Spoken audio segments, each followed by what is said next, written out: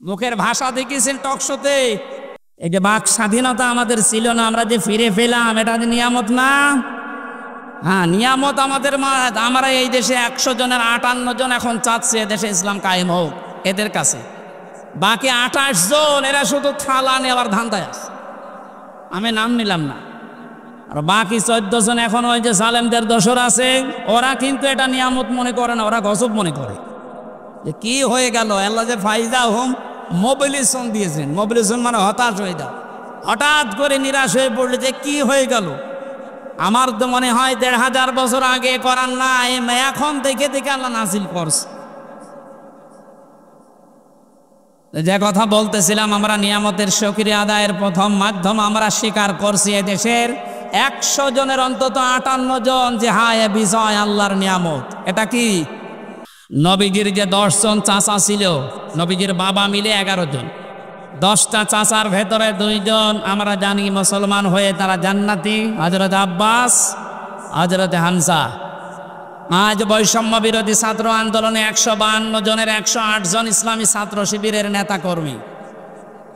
এইটা দেখার পরে অনেক মুনাফিক এবং আলেম নামে জালেম, ওই যে বাতিলের 5টা গোলাম যারা ছিল, যারা কেন্দ্রীয় মসজিদে ইমামতি জোর করে নেওয়ার জন্য জুতা খেয়েছে। কি নির্লজ্জ! জুতা খাওয়ার পরে বলছে যত জুতা আমারে মেরেছে একটা আমার গায়ে লাগে। কত বড় শয়তান! শয়তান ওর কথা শোনে আর বলে আল্লাহ তুমি আমারে শয়তান বানিয়েছে। ওর বাবা কিন্তু ভালো ছিল। মাওলানা শামসুল হক ফরিদপুরি রহমতুল্লাহ আলাইহি, এইরকম বাবার কাছ থেকে এই কালপিট আসলো কি করে? কওমি মাদ্রাসার হাজার হাজার আলেম, আমি আলেমদেরকে জেলখানায় পেয়েছি। 76 জন তো আমার সাথে ছিল। মাওলানা মামুনুল হক, মাওলানা শাকাওয়াত হোসেন রাজিজ, খালিদ সাইফুল্লাহ আইয়ুবী, জনায়েদ আল হাবিব ভাই সহ যতগুলো আলেম পেয়েছি সব এই রুহুল আমিনের নামে বদদুয়া করত। বলে আমাদের সম্মান মান সব শেষ করে দিয়েছে। এরকম একটা বিশ্ব বিখ্যাত জালেমকে সে কওমি জননী নাম দিয়েছে। আবার দাঁড়িয়েছে নৌকা মার্কা নিয়ে। ও যদি কুকুর মার্কা নিয়ে দাঁড়াতো তাও পাস করত। নৌকা মার্কা নিয়ে মানুষ দাঁড়ায়, এটা ঘৃণিত হয়ে গেছে। মার্কাটা এখন ঘৃণিত।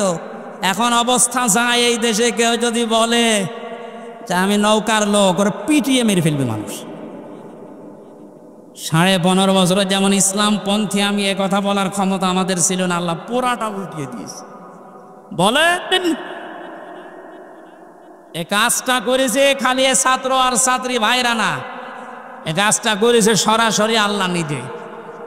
সূরা আনআম 44 নম্বর আয়াত তার প্রমাণ। ফালাম্মা নাসু মা যুকিরু বিহি, যখন তারা আমার জিকির, আমার আলোচনা, আমার আয়াতগুলো ভুলে যায়, তখন তাদের শান্তি বৃদ্ধি করে দেয়। এমন বৃদ্ধি করেছিল আল্লাহর কোরআনে পর্যন্ত ভুল ধরত। রিমান্ডে আমি যে অফিসারগুলো পেয়েছিলাম মুসলমান নামে, খুব সুন্দর সুন্দর নাম, আব্দুল মান্নান, আসাদুজ্জামান, শেখ ইমরান হোসেন, জাহিদ হাসান, আতিকুল ইসলাম ভইয়া, নাম সুন্দর না? রিমান্ডে আমারে মাঠের নিচে নিয়ে বলতো আল্লাহর এই জায়গায় ভুল হয়েছে। আল্লাহ তো এমনি ধরেনি, শেষ পর্যন্ত ধরেছে এই কারণ। এখন পরিচয় দেওয়া দূরের কথা, খালি মাঝে মাঝে বলে হুজুর দোয়া করেন। কি দোয়া? আপনি যা করেছেন দোয়া বের হয়, দোয়া চাবেন না, দোয়া পরিবর্তে কিন্তু বদদোয়া বের হবে। এজন্য আমার মনে হচ্ছে আগস্টের 5 তারিখে আল্লাহ যেটা করেছে এটা শুধু ছাত্র ছাত্রীরা করে না, আল্লাহ নিজে করেছে। কথা বলেন। আল্লাহর এই নিয়ামতের শুকরিয়া আমরা আদায় করব, দাম দেব এই নিয়ামতের ইনশাআল্লাহ। নিয়ামতের শুকরিয়া আদায়ের মাধ্যম আমি এর আগে বহুবার বলেছি। কয়টা বলেন তো? 3টা। 1 নম্বরে আপনাকে বলতে হবে যেটা নিয়ামত। এই যে বাক স্বাধীনতা আমাদের ছিল না, আমরা যে ফিরে পেলাম, এটা যে নিয়ামত না? হ্যাঁ, নিয়ামত আমাদের। আমরা এই দেশে 100 জনের 58 জন এখন চাচ্ছে দেশে ইসলাম কায়েম হোক এদের কাছে। বাকি 28 জন এরা শুধু থালা নেওয়ার ধান্দায় আছে, আমি নাম নিলাম না। আর বাকি 14 জন এখন ওই যে সালেমদের দোসর আছে, ওরা কিন্তু এটা নিয়ামত মনে করে না, ওরা গজব মনে করে। যে কি হয়ে গেল, আল্লাহ যে ফাইদা হোম মোবিলেশন দিয়েছেন। মোবিলেশন মানে হতাশ হয়ে যাও, হঠাৎ করে নিরাশ হয়ে পড়লে যে কি হয়ে গেল, আমার তো মনে হয় ১,৫০০ বছর আগে করার না, এখন দেখে দেখে আল্লাহ নাজিল করছে। যে কথা বলতেছিলাম, আমরা নিয়ামতের শুকরিয়া আদায়ের প্রথম মাধ্যম আমরা স্বীকার করছি এদেশের ১০০ জনের অন্তত ৫৮ জন যে হায় বিজয় আল্লাহর নিয়ামত। এটা কি? ২ নম্বরে আমাদের অন্তরের ভেতরে একটা শান্তি লাগবে, এটা আমাদের লাগে। লাগে না? এই বিজয় পাওয়ার পরে এখনো শান্তি পাচ্ছেন না কারা? হাত তোলেন তো। যাক আলহামদুলিল্লাহ, যে নিয়ামত যে এটা আমরা বুঝতে পারছি। ৩ নাম্বার কি? ৩ নাম্বার হচ্ছে যে উদ্দেশ্যে আল্লাহ নিয়ামত দিয়েছেন এই নিয়ামতকে ওই জায়গা মতো পৌঁছিয়ে দেওয়া। বাক স্বাধীনতা ছিল না, আল্লাহর বিধান প্রকাশ্যে আমরা মানতে পারতাম না। বলেন হ্যাঁ, নামাজ পড়তাম। কিসের নামাজ পড়তেন আপনি? ১০ জন মানুষ নামাজের পরে যেটা পড়েন, একটু বসেন ভাই, কথা বলবেন না, কথা বলেন পন্ত করেন। ১০ জন মানুষ নামাজে যেটা পড়ে, নামাজের ওই পঠিত বিষয় যদি নামাজের পরে ১০ জন মিলে একটু আলোচনা করতো, বলতো গোপন পরামর্শ করছে। এই কথা বলেন, এই অবস্থা ছিল না? এখন আছে ওইটা। ১০ জন না ১০,০০০ মানুষ নিয়ে নামাজে যা পড়েছেন ওইটা ব্যাখ্যা করেন, কেউ কিছু বলবে না, আরো যারা বাধা দেয় তারা এসে বসে পড়বে। এই বাস্তবতাটা আমরা তৈরি করতে চাই। ডক্টর মোহাম্মদ ইউনূস গত পরশুদিন ওই ঘোষণা দিয়েছেন ইসলাম অনুযায়ী দেশ চলবে। আলহামদুলিল্লাহ, আমরা চাই তার এই কথাটা যেন ঠিক থাকে। ক্ষমতায় দিয়ে আসে আসুক, না আসে না আসুক, ওটা দেখার দরকার নেই। আমরা চাই ইসলাম দিয়ে দেশ চলবে। কারণ ৫৩ বছর বহু খেল দেখেছি, এই খেলা আমরা আর দেখতে চাই না। দেখতে চাই এই দেশ আল্লাহর কালাম দিয়ে চলছে। কথা বলেন, তারা চান মনে প্রাণে এই নিয়ামতকে দেখি। লিল্লাহে তাকবীর।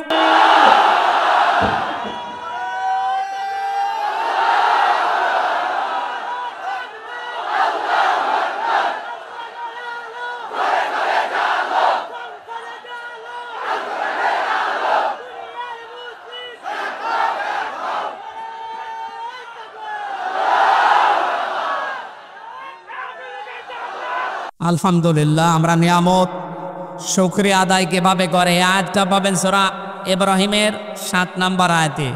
ওয়াইদ তাআযানা রাব্বুকুম লাইন শাকারতুম লাযিদান্নাকুম ওয়া লাইন কাফারতুম ইন্না আযাবি লাশাদীদ। আমি ব্যাখ্যায় যাচ্ছি না, আপনারা বাড়িতে মিলিয়ে নিন। সূরা লাহাব পড়েছি। নবীজির ২ জন চাচার ভেতরে একজন হযরতে আব্বাস আর একজন হযরত হামজা রাদিয়াল্লাহু তাআলা আনহুমা। এই ২ জন জান্নাতি, এতে আমাদের সন্দেহ আছে? সাহাবা একরাম প্রত্যেকে আল্লাহর জান্নাতি, সন্দেহ আছে আমাদের? না, প্রত্যেকটা সাহাবী জান্নাতি। এই যে যার নাম বললাম নবীর চাচা আব্বাস, উনি অনেক আগে মুসলমান হয়েছিলেন কিন্তু প্রকাশ করেননি। আজ এই সমন্বয়কদের ১০৮ জনের, সব ১৫২ জনের ১০৮ জন শিবিরের, এজন্য অনেক জালেম নামে আলেম, আলেম নামে জালেম। আর যারা মুনাফিক, আমি নাম নিলাম না, এরা এখন উচ্চবাচ্য করছে, বিশেষ করে কিছু রাম আর বামরা পরিচয় গোপন করে তারা এই কাজ করলো, এরা মুনাফিক। আরে শয়তান! হযরতে আব্বাস নিজে পরিচয় গোপন করে আবু জেহেলের সাথে ছিলেন, এমনকি নবীর বিরুদ্ধে পর্যন্ত বদরের ময়দানে যুদ্ধ করতে গেছে আবু জেহেলের সাথে, অথচ তখনও তিনি মুসলমান। তার পুরা জীবনী পড়ে দেখেন। তাহলে পরিচয় গোপন করে ইসলামের কাজ করা, নবীর কাজ করা, এটা নবীর সাহাবীদের সুন্নাত, নবীর মাদের সুন্নাত। নবীর মা হযরতে মুসা আলাইহিস সালামের মা তার সন্তানকে গোপন করে, পরিচয় গোপন করে দুধ পান করিয়েছিলেন নিজের আপন সন্তানকে। এটা কোনোদিন শোনেননি? হযরতে ইব্রাহিমকে নিজের মা পরিচয় গোপন করে লালন পালন করেছিলেন। এক কথা বলেন না কেন? এরকম একটা দুইটা না, হাজার হাজার ঘটনা ইতিহাসে আছে। সুতরাং ইসলামী ছাত্র শিবিরের যে ভাইরা, সাদিক কায়েম ভাই সহ যারা, এসএম ফরহাদ সহ যারা পরিচয় গোপন করে জালেমদের সাথে মিশে ওদের গোড়া কেটে দিয়েছে, এদের সংবর্ধনা দেওয়া দরকার। আর এরকম ফতোয়াবাজি করছে, হ্যাঁ পরিচয় গোপন করলে এরা মুনাফিক। আরে শয়তান, মুনাফিক হওয়ার যে লক্ষণগুলো কোনটা পেয়েছিস ওর ভেতরে? মুনাফিকের যে 4টা আলামত আছে, কথা বললে মিথ্যা কথা বলে, ওয়াদা দিলে খেলাপ করে, আমানত রাখলে খেয়ানত করে, আর কারো সাথে ঝগড়া হলে গালি দেয়। তো এইগুলো কাদের ভেতরে পাওয়া যায় আপনি দেখতে পাচ্ছেন না? মুখের ভাষা দেখিয়েছেন টকশোতে, যেটা 72 রাকাত নামাজ পড়তো, ওর মুখের ভাষা দেখেছেন। বাকি গেল না, নাই বললাম। এদের মুখের ভাষা শুধু না, এদের চরিত্র ওই রকম নিকৃষ্ট। বুড়ো হয়ে কবরে চলে যাচ্ছে, তারপরও উল্টোপাল্টা কাজ ছাড়ে না। ওদের চরিত্র প্রত্যেকেরটাই এরকম, একটারও ভালো পাইনি আমি। যত মানুষকে নাম শুনি দেখি এখন বাস্তবে, প্রত্যেকটা চরিত্র শয়তানের চাইতেও খারাপ। এখনো পর্যন্ত যদি আপনার হুঁশ না ফেরে, এতে কবে আবার হুঁশ ফিরবে বলেন তো?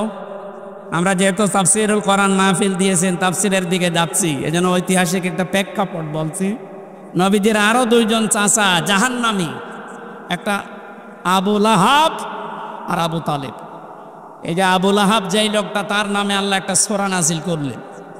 বাক স্বাধীনতা এটা আল্লাহর পক্ষ থেকে দেওয়া আমাদের জন্য নিয়ামত। এটাই 15.5 বছর যারা দায়িত্বে ছিলেন এটা কেড়ে নিয়েছিলেন। কোরআনে কারিমে আল্লাহ রাব্বুল আলামিন আমাদেরকে বাক স্বাধীনতা দিয়েছেন। 1500 বছর আগে কোরআনে কারিমে আয়াত আল্লাহ নাজিল করে জানিয়েছে। আল্লাহ পাক বলেন, হাল আতা আলাল ইনসানি হিনুম মিনাদ দাহরি লাম ইয়াকুন শাইয়্যাম মাযকুরা। মানুষের জীবনে কি এমন সময় যায়নি যে সময় উল্লেখ করার মতো কোনো বিষয়বস্তু হিসাবে সে পরিগণিত ছিল না? এখান থেকে আমি আল্লাহ তার মায়ের পেটের ভেতরে বাবার স্ফলিঙ্গ দিয়ে দ্রুত গতিতে বের করে মায়ের পেটের ভেতরে 40 দিন 40 দিন 40 দিন এভাবে আস্তে আস্তে নতফা, আলাক, মদগা, এভাবে চামড়া দিয়ে রক্ত গোশত তৈরি করে আল্লাহু আখরাজাকুম মিন বুতুনি উম্মাহাতিকুম, আস্তে করে মায়ের পেট থেকে দুনিয়াতে বের করে নিয়ে আসলাম। লা ইয়ালামুনা শাইয়া, যে সময় সে কিছুই জানতো না। এরপরে আমি আল্লাহ তাকে কথা বলার যোগ্যতা দিয়েছি। খালাকাল ইনসান আল্লামাহুল বায়ান, মানুষ বানিয়েছি আমি, একে কথা বলার যোগ্যতা দিয়েছি আমি আল্লাহ। সুতরাং আমাদের এই কথা বলার যে যোগ্যতা এটা দিয়েছেন যিনি, এইটা যারা কেড়ে নিয়েছিল তারা আল্লাহর এই আয়াতে হাত বসিয়েছে। আল্লাহর কোরআনে যারা হাত দেয়, যেহেতু আল্লাহ আমাদের অধিকার দিয়েছিলেন, এই অধিকার যারা কেড়ে নিয়েছিল এই মানুষগুলো কোরআনের ভাষায় জালিম। এরা কি বলেন তো? জালিম। জালিমদের বিরুদ্ধে আল্লাহ নিজে কিয়ামতে মামলা দায়ের করবে। সুতরাং শেখ হাসিনা সহ এ দেশে দায়িত্বে যারা ছিল এই 15.5 বছর, দ্বিধাহীন চিত্রে আমরা বলতে পারি সবগুলো এরা আল্লাহর মামলার আসামি। আল্লাহবাদী কেস হবে এদের নামে কিয়ামতের ময়দানে। সূরা শুরা 42 নম্বর আয়াতটা তার প্রমাণ। ইন্নামাস সাবিলু আলাল্লাযিনা ইয়াজলিমুনান নাস, যারা মানুষ হয়ে মানুষের বিরুদ্ধে, মানুষের উপরে অত্যাচার চালায়, এরা আল্লাহর মামলার আসামি। এই আয়াত আমরা 100% বিশ্বাস করি তো? এক কথা বলেন, আপনি কোন দল করেন আমি জানি না, আমি কোরআন থেকে বলছি। হাসিনা সহ এ দেশে যারাই দায়িত্বে ছিল, এখনো অনেকে আছে এই জালেমদের 5 গোলাম। এগুলো সব আল্লাহর মামলার আসামি। তারানি আছে, ও আম্মা মান সাকুলাত মাওয়াজিনুহু ফাউম্মুহু হাওবিয়া ওয়া মা আদরাকা মা হিয়া নারুন হামিয়া। কিয়ামতে যাদের ওজনে আমলের পাল্লা, নেক আমলের পাল্লা যাদের হালকা হয়ে যাবে, এদের মা হবে, এদের আশ্রয়স্থল হবে হাবিয়া। এখানে মা শব্দটা উম্মুহু শব্দ কেন দিলেন? তাফসিরে মুফাসসির দিয়েছেন, মায়ের কোলে মানুষ পৃথিবীতে নিরাপদ থাকে বেশি। কথা বলেন না কেন? ওনাদের মা যখন বিদায় নিয়েছে, আমরা চাই ওনারা মায়ের কোলে যে নিরাপদে থাক। এতদিন মাকে টিকিয়ে রাখার জন্য যা করেছিলেন সবগুলো জুলুম। জালেম যেহেতু আল্লাহর মামলার আসামি, সুতরাং এই ৫৬,০০০ বর্গ মাইলের ভেতরে আল্লাহর মামলার আসামিদেরকে আমরা রাখতে চাই না। কেন বলেন তো? সূরা আনআমের ৪৪-৪৫ নম্বর আয়াত। আগস্টের ৫ তারিখের সাথে ১৫০০ বছর পর কোরআনের আয়াত মিলে যাচ্ছে। আমি একটা উদাহরণ টানছি, এরপরে আমরা তাফসিরে যাব। এই কথা বলবেন না, কি আপনারা কি শুরু করেছেন?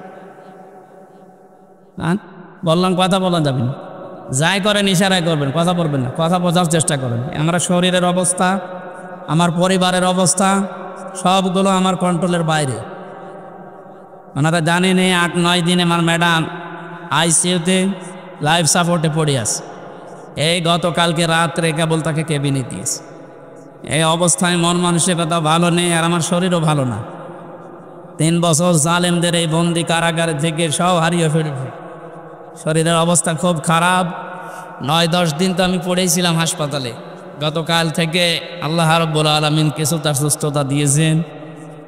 আপনাদের ডাকে সাড়া দিয়ে সেই কোথায় ঢাকা থেকে আসতেছি, দিনের বেলায় নওগাঁতে ছিল জোর করে। আমিও পারছি না, ওনারাও ছাড়ছে না, এভাবে চলছে। আল্লাহু আকবার। তারপরও যতটুকু সময় পাবো আমরা কোরআনে কারিমকে বোঝানোর চেষ্টা চালাবো। আমা তাওফীক ইল্লা বিল্লাহ।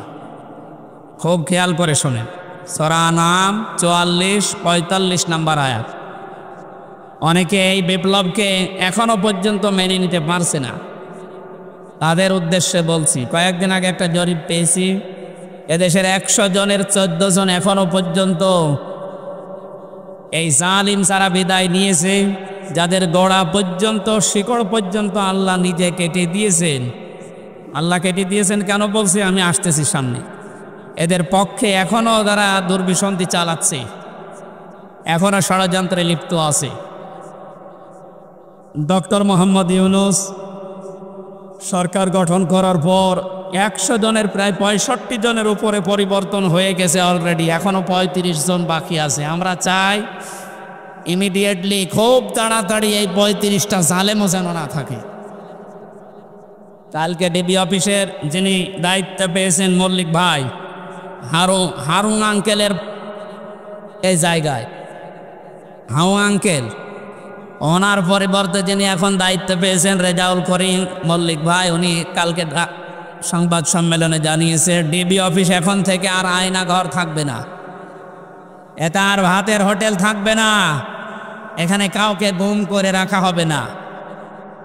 এরকম মানুষগুলোকে আমরা সব সেক্টরে বসাতে চাই। যেহেতু ১০০ জনের প্রায় ৬৫ জন বসে পড়েছে, আর বাকি ৩৫টা আছে, এগুলোর শিকড়ও আমরা কেটে দিতে চাই। ছাত্র আন্দোলনের যে ৯ দফা ছিল তার ভেতরে এটা একটা, যে আমরা সংস্কার চাই। জামাত ইসলামের কেন্দ্রীয় আমির যিনি ডাক্তার শফিকুর রহমান কালকে প্রধান উপদেষ্টার সাথে বৈঠক করার পরে এটাই জানিয়েছে যে আমরা নির্বাচনের চাইতে সংস্কারে গুরুত্ব দিতে চাই বেশি। কারণ সংস্কার না হলে এভাবে যদি আবার নির্বাচন দিয়ে দেয়, ও আবার দিনের ভোট রাতে হয়ে যাবে। আমরা ওইটা চাই। খুব খেয়াল করে পথ চলা লাগবে। অতি ইসলাম দেখাতে গিয়ে বাইরের রাষ্ট্রগুলোর কাছে দেশকে অপমানিত এবং টার্গেটে ফেলবেন না। বিশেষ করে বিএনপির শ্রদ্ধাভাজন মহাসচিব, আমি নাম নিয়ে বলছি, মির্জা ফখরুল ইসলাম আলমগীর স্যার, উনি কয়েকদিন ধরে যে কথাগুলো বলছেন, টিআইবির মহাপরিচালক ডক্টর ইফতেখারুজ্জামান, এই লোকটা সহ যে কথাগুলো এই কয়েকদিনে বলছেন, আপনারা আশা করছে আপনাদের ভাষা পাল্টাবেন। কিছু হলে আলেমদের নামে, দেশে ইসলামপন্থীদের নামে মৌলবাদে ট্যাগ দিয়ে দিচ্ছে। আপনি কি জানেন এটা বাস্তবতা কি? এই মৌলবাদ ট্যাগ দিয়ে ইন্ডিয়া এবং ওদের দোসর যারা, তারা এই দেশের হাজার হাজার মানুষকে গুম করেছে। এই মৌলবাদ ট্যাগ দিয়ে হাজারো মানুষকে জেল খাটিয়েছে, হাজারো মানুষকে দুনিয়া থেকে বিদায় করে দিয়েছে। ওই শব্দটা আবার ওদের ফাঁদে পড়ে যদি আপনি এ দেশে বারবার বলতে থাকেন, লা তাজিদান্না আশাদ্দান নাসি আদাওয়াতাল লিল্লাযিনা আমানুল ইয়াহুদা ওয়াল্লাযিনা আশরাকু, সূরা মায়েদার ৮২ নম্বর আয়াত। আল্লাহ রাব্বুল আলামিন জানিয়েছেন, হে নবী, ইয়ার কি মারো তুমি?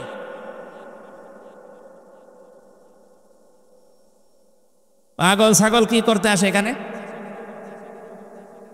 একটা কথা বলে দেখেন, এবার বাবার নাম ভুলিয়ে ফেলবেন।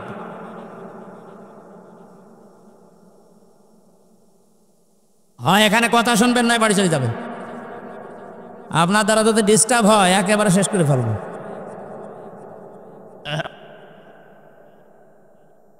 হ্যাঁ, আবার কথা বলে মায়, এখান থেকে যান, সরেন সরেন।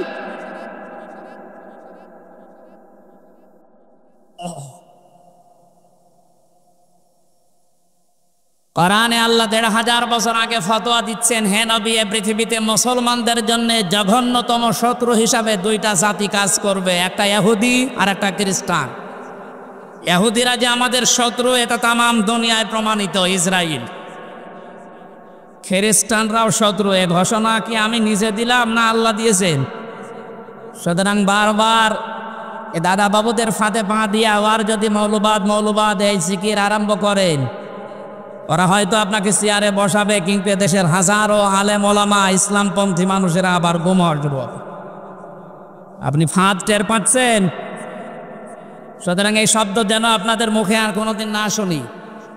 যদি এগুলো শুনি তাহলে কিন্তু জালেমদের মতো এদেশে আপনাদের এই জনগণ বিদায় করে দেবে। মানে কাকে মৌলবাদ বলেন? মৌলবাদ না হলে এদেশে আপনার মা বাবার বিয়ে হতো? আপনি তো জারজ হয়ে আসতেন। কোথায় হাত দিয়েছেন? আশা করছি এই শব্দ যেন এদেশে আর কেউ না বলে। এই ধোয়া তুলে কিন্তু এই 15.5 বছর ওরা এই থালা বাজিয়ে ওরা আমাদের উপর অত্যাচার চালিয়েছে। এটা রেকর্ড হচ্ছে, সারা দেশে কালকে যাবে। সবাই সাবধান, সে যে দল করেন আপনি করেন, কিন্তু এই শব্দটা কোনো ইসলামপন্থী আলেম ওলামাদের নামের আগে যদি আপনি ব্যবহার করেন, সত্যি কিন্তু আপনার খবর আছে। কালকে 151 জন আলেম এদেশে প্রতিষ্ঠিত আলেম যারা, সাজ্জেদ কামাল উদ্দিন জাফরি সহ আমার নামও আছে, 151 জন আলেম বিবৃতি দিয়েছে। পত্রিকা আপনারা দেখতে পাচ্ছেন। এই টিআইবির যিনি মহাপরিচালক এখন দায়িত্বে আছেন, এ লোকটাও জালেমদের দোষর ছিল, নয়তো এ কথা বললো কি করে? পাঠ্যপুস্তকে যে সমস্ত উল্টাপাল্টা জিনিসগুলো আপনারা ঢোকাতে চাচ্ছেন, এগুলো পরিবর্তনের জন্য যে কমিটি গঠন হয়েছে, এদের বিরুদ্ধে আলেমরা কথা বলেছে। আপনি সমকামিতা ঢুকিয়ে দেবেন, যেটা আল্লাহর নিষিদ্ধ কাজ, আর ৯৬% মুসলমানের দেশে আমরা শুধু খাবার খাবো আর মেনে নেব, এরকম পাগল এখন আমরা হইনি। সুতরাং আমি আবার সাবধান বাণী উচ্চারণ করছি, এদেশের 18 কোটি মুসলমানের পক্ষ থেকে, মৌলবাদের শব্দটা যেন এদেশে উচ্চারিত না হয়। আমরা সবাই মৌলবাদী, কারণ মৌল শব্দ না থাকলে আমরাই থাকি না। এটা এসেছে মৌল থেকে। মৌল আমাদের আল্লাহ, মৌল আমাদের রাসূল। কথা বলেন না কেন? আল্লাহ রাসূল না থাকলে দেশ থাকবে? সব বিদায় নিতে পারে, কিন্তু আল্লাহ রাসূলের বিধান দেশে থাকবে ইনশাআল্লাহ। 100 ভাগের 96 ভাগ যেখানে আমরা বাস করি, সেখানে এই শব্দ নিয়ে আজ ধোয়া তুলে আবার আপনি এই থালা বাজাবেন, আর পাশে তো আছে দাদারা, আবার আপনাদেরকে দিয়ে অত্যাচার, জুলুম, নির্যাতন, খুন গুণ চালাবে না। আমরা চাচ্ছি এই জন্য এই 65 জন না, 100 জনের 100 জনের পরিবর্তন করে চেয়ারগুলো সব সংস্কার করতে চাই, আর এটা খুব তাড়াতাড়ি। কথা বলেন, আল্লাহ যেন সম্মতি দেয়, যিনি দায়িত্বে আছেন তাকেই। আগস্ট বিপ্লবের 5 তারিখের যে আয়াতটা আমি বলতে চাচ্ছিলাম, ১৫০০ বছর আগে নাজিল হওয়া, কিন্তু দেখেন মিলে যাচ্ছে। সূরা আনআম আয়াত নাম্বার ৪৪-৪৫, খেয়াল করে শুনবেন। আল্লাহ পাক বলেন, ফালাম মা নাসু মা যুক্কিরু বিহি ফাতাহনা আলাইহিম আবওয়াবা কুল্লা শাইইন। রব্বুল আলামিন বলেন, তাদেরকে আমি আমার নিদর্শনগুলো, আমার বিধিবিধানগুলো, আমার আয়াতগুলো তাদের কাছে গিয়েছিল, তারা পেয়েছিল, কিন্তু তারা ভুলে গিয়েছিল। যখন এই মানুষগুলো আমার আয়াত জানার পর, দেখার পর, বোঝা শোনার পর ভুলে গেল, আমি আল্লাহ তাদের এই ক্ষমতা, তাদের এই শান্তি, তাদের এই পাওয়ার আমি আল্লাহ দিনের পর দিন আরো বাড়িয়ে দিলাম। এর বাস্তবতা দেখেন। 2006 সালে 28 অক্টোবর লাঠি বৈঠা দিয়ে জীবিত মানুষকে রাজপথে পিটিয়ে যারা মেরে ফেলেছে, কিছুদিন পরেই তো তারা ক্ষমতা এসেছিল। কথা বলে না কেন? চিন্তা করলাম, আল্লাহ এত বড় অত্যাচার, এত বড় জুলুম মানুষ হয়ে মানুষে পৃথিবীতে করে বলবো আমার মনে হয় না। জীবিত মানুষকে পিটিয়ে মারার পর তার লাশের ওপরে নাচ দিয়েছে, নৃত্য করেছে, ড্যান্স দিয়েছে, এটা পৃথিবীতে নেই, এ বাংলাদেশে হয়েছে। একবার সিরাজগঞ্জ থেকে অনুষ্ঠান শেষ করে যাচ্ছিলাম কুষ্টিয়ায়, বাসের পেছনে, তখন বাসে চলাফেরা করতাম, রাস্তার একেবারে মাঝখানে একটা কুকুর মরে পড়ে আছে। ড্রাইভার সাহেব দেখলাম আর পিঠের ওপরে চালিয়ে না দিয়ে বাম দিয়ে চালিয়ে দিল। ড্রাইভারকে বললাম, ভাই আপনি এরকম বাম দিয়ে চালালেন কেন? ড্রাইভার আমারে বলছে, হুজুর আপনি দেখেন না একটা মরা কুকুর পড়ে আছে। বললাম, তো মরা কুকুর মরে গেলেই কি আর না গেলেই কি? আমার দিকে তাকিয়ে ড্রাইভার বলছে, হুজুর আপনি কি আসলেই হুজুর? আপনি কেমন হুজুর? আপনি দেখছেন যে একটা মরা কুকুর পড়ে আছে, এরপর আমি ডবল করে আবার মারবো, আমার বিবেক নেই? হ্যাঁ, এই কথা শোনার জন্য আমি ছিলাম। একটা মরা কুকুর, নিকৃষ্ট জীব এই পৃথিবীতে যে দুইটা, একটা শুকুর একটা কুকুর, এরকম নিকৃষ্ট জীব মরে পড়ে আছে, তারপরও আপনি গাড়ি তার উপরে দিয়ে চালিয়ে দিলেন না, যে আপনার বিবেক বাধা দিচ্ছে। অথচ যে অনেক মানুষ এমন আমরা পেয়েছি, জীবিত মানুষ মারার পরে লাশের ওপরে ড্যান্স দিয়েছে। এদেরকে আপনি কি হিসাবে মানুষ বলেন? ড্রাইভার বলছে, হুজুর আমি জাতিতে কিন্তু মুসলমান না, আমি একটা হিন্দু মানুষ। আমি জানি এ কথা যা বললেন ও মানুষগুলো আসলে মানুষ না, ওগুলো জানোয়ার, জানোয়ারের চাই তো খারাপ। কারণ একটা জানোয়ারের লাশের ওপরে ড্যান্স দিয়েছে, আমি পৃথিবীর কোনো বইতে পড়িও নাই, শুনিও নাই, দেখিও নাই। তো বাংলাদেশ এটা মানুষ হয়ে মানুষের ওপরে করেছে, আমরা দেখেছি। এত বড় জুলুম, এত বড় নৃশংস কাজ করার পরেও দেখলাম আল্লাহ তাদেরকে ক্ষমতায় দিল নাকি? যেভাবেই হোক দিয়েছে। 9 সালে আসার পরে 5 বছর চলে গেল, মনে করলাম আল্লাহ 13 সাল পর্যন্ত মনে হয় ওদের আর যাবে না, শেষ করে দেবে। কিন্তু দেখলাম না, আল্লাহ শেষ করে নাই, আরো 5 বছর টিকে গেল। 18 সাল, কত 18 সালে মনে করলাম না, যা করেছে এতদিন এ আর বাঁচার কথা না, এ শেষ হয়ে যাবে এবার। কিন্তু দেখলাম না, ওরা আবার টিকে গেল। 15 বছর পার হয়েছে। কেন জানেন? কোরআনে কারিমের সূরা আলে ইমরানের 178 নম্বর আয়াতে আছে, ওয়ালা ইয়াহসাবান্নাল্লাযীনা কাফারু আন্নামা নুমলি লাহুম খায়রুল লিআনফুসিহিম ইন্নামা নুমলি লাহুম লিয়াজদাদু ইসমা ওয়ালাহুম আযাবুম মুহিন। সূরা আলে ইমরানের আয়াতের তাফসিরে ফি জিলালিল কোরআনে মুফাসসির এভাবে দিয়েছেন। আল্লাহ পাক, আমি ব্যাখ্যাটা করতে গেলে সময় লাগবে, জন্য তাড়াতাড়ি করছি। আল্লাহ পাক বলেন, হে নবী আপনি কি মনে করেন এই জালেম, এই কাফের যারা, অবিশ্বাসী যারা, তাদেরকে আমি আল্লাহ এই যে ক্ষমতা, পাওয়ার, টাকা পয়সা, দুনিয়া সব দিয়ে রেখেছি, ওরা মনে করছে আমাদের ভালোর জন্য দিয়েছে, অথচ না, ওদের কল্যাণের জন্যে, ওদের ভালোর জন্য এটা আমি আল্লাহ দেয়নি, আমি দিয়েছি। এই ক্ষমতা নিয়ে, টাকা পয়সা নিয়ে, এই শরীর স্বাস্থ্য নিয়ে, প্রভাব প্রতিপত্তি নিয়ে যেন পাপ করতে করতে ওদের পাপের বোঝা পরিপূর্ণ হয়ে যায়। তাই হয়েছে। পরিপূর্ণ যখন হয়ে গেছে, আলাহুম আযাবুম মুহিন, তখন আমি ওদেরকে অপমানজনক শাস্তি দেওয়ার জন্য আল্লাহ রেডি। ওই যে সূরা আনআমের 44 নম্বর আয়াত যে বলছিলাম, এই আয়াতের তাফসীর ওই জায়গায় আছে, দেখেন মিল যাচ্ছে। আল্লাহ পাক বলে না, মানুষগুলো যখন আমার আয়াতগুলো আস্তে আস্তে বলতে বলতে নিজেকে পর্যন্ত ভুলে গেছে, 15.5 বছরে নিজে কি ও তাও মনে নেই। সব যখন ভোলা শেষ, আল্লাহ পাক বলেন ফাতাহনা আলাইহিম আবওয়াবা কুল্লি শাইইন। ওই মানুষগুলোর জন্য আনন্দের যে দরজা আছে একটার পরে একটা আমি আল্লাহ সব বাবের বহু বচন আবওয়াব সবগুলো খুলে দিলাম। ওরা এত আনন্দিত হয়েছে, হাত্তা ইদা ফারিহু বিমা উতো, তাদেরকে যে সুখ সৌন্দর্য তাদেরকে যা আমি দিয়েছি নিয়ামত হিসাবে, এগুলো পাওয়ার পরে তারা এত বেশি খুশি, এত বেশি খুশি, ওরা আর মনে নেই আল্লাহর বিধান কি ছিল তাদের উপরে, এগুলো সব ভুলে গেছে যারা। আল্লাহ পাক তখন তাদের জন্য আয়াতের মাঝের অংশে বলেন ফাআখাযনাহুম বাগতাতান ফাইযা হুম মুবলিসুন। অতঃপর আমি আল্লাহ তাদেরকে পাকড়াও করলাম আকস্মিকভাবে তাদেরকে আমি ধরলাম বাগতাতান, তারা নিরাশ হয়ে পড়েছে। আপনি দেখেন 5 তারিখে দুপুরের পর থেকে ওরা জীবনে কল্পনাও করে নাই যেভাবে আমাদের পরাজয় হবে।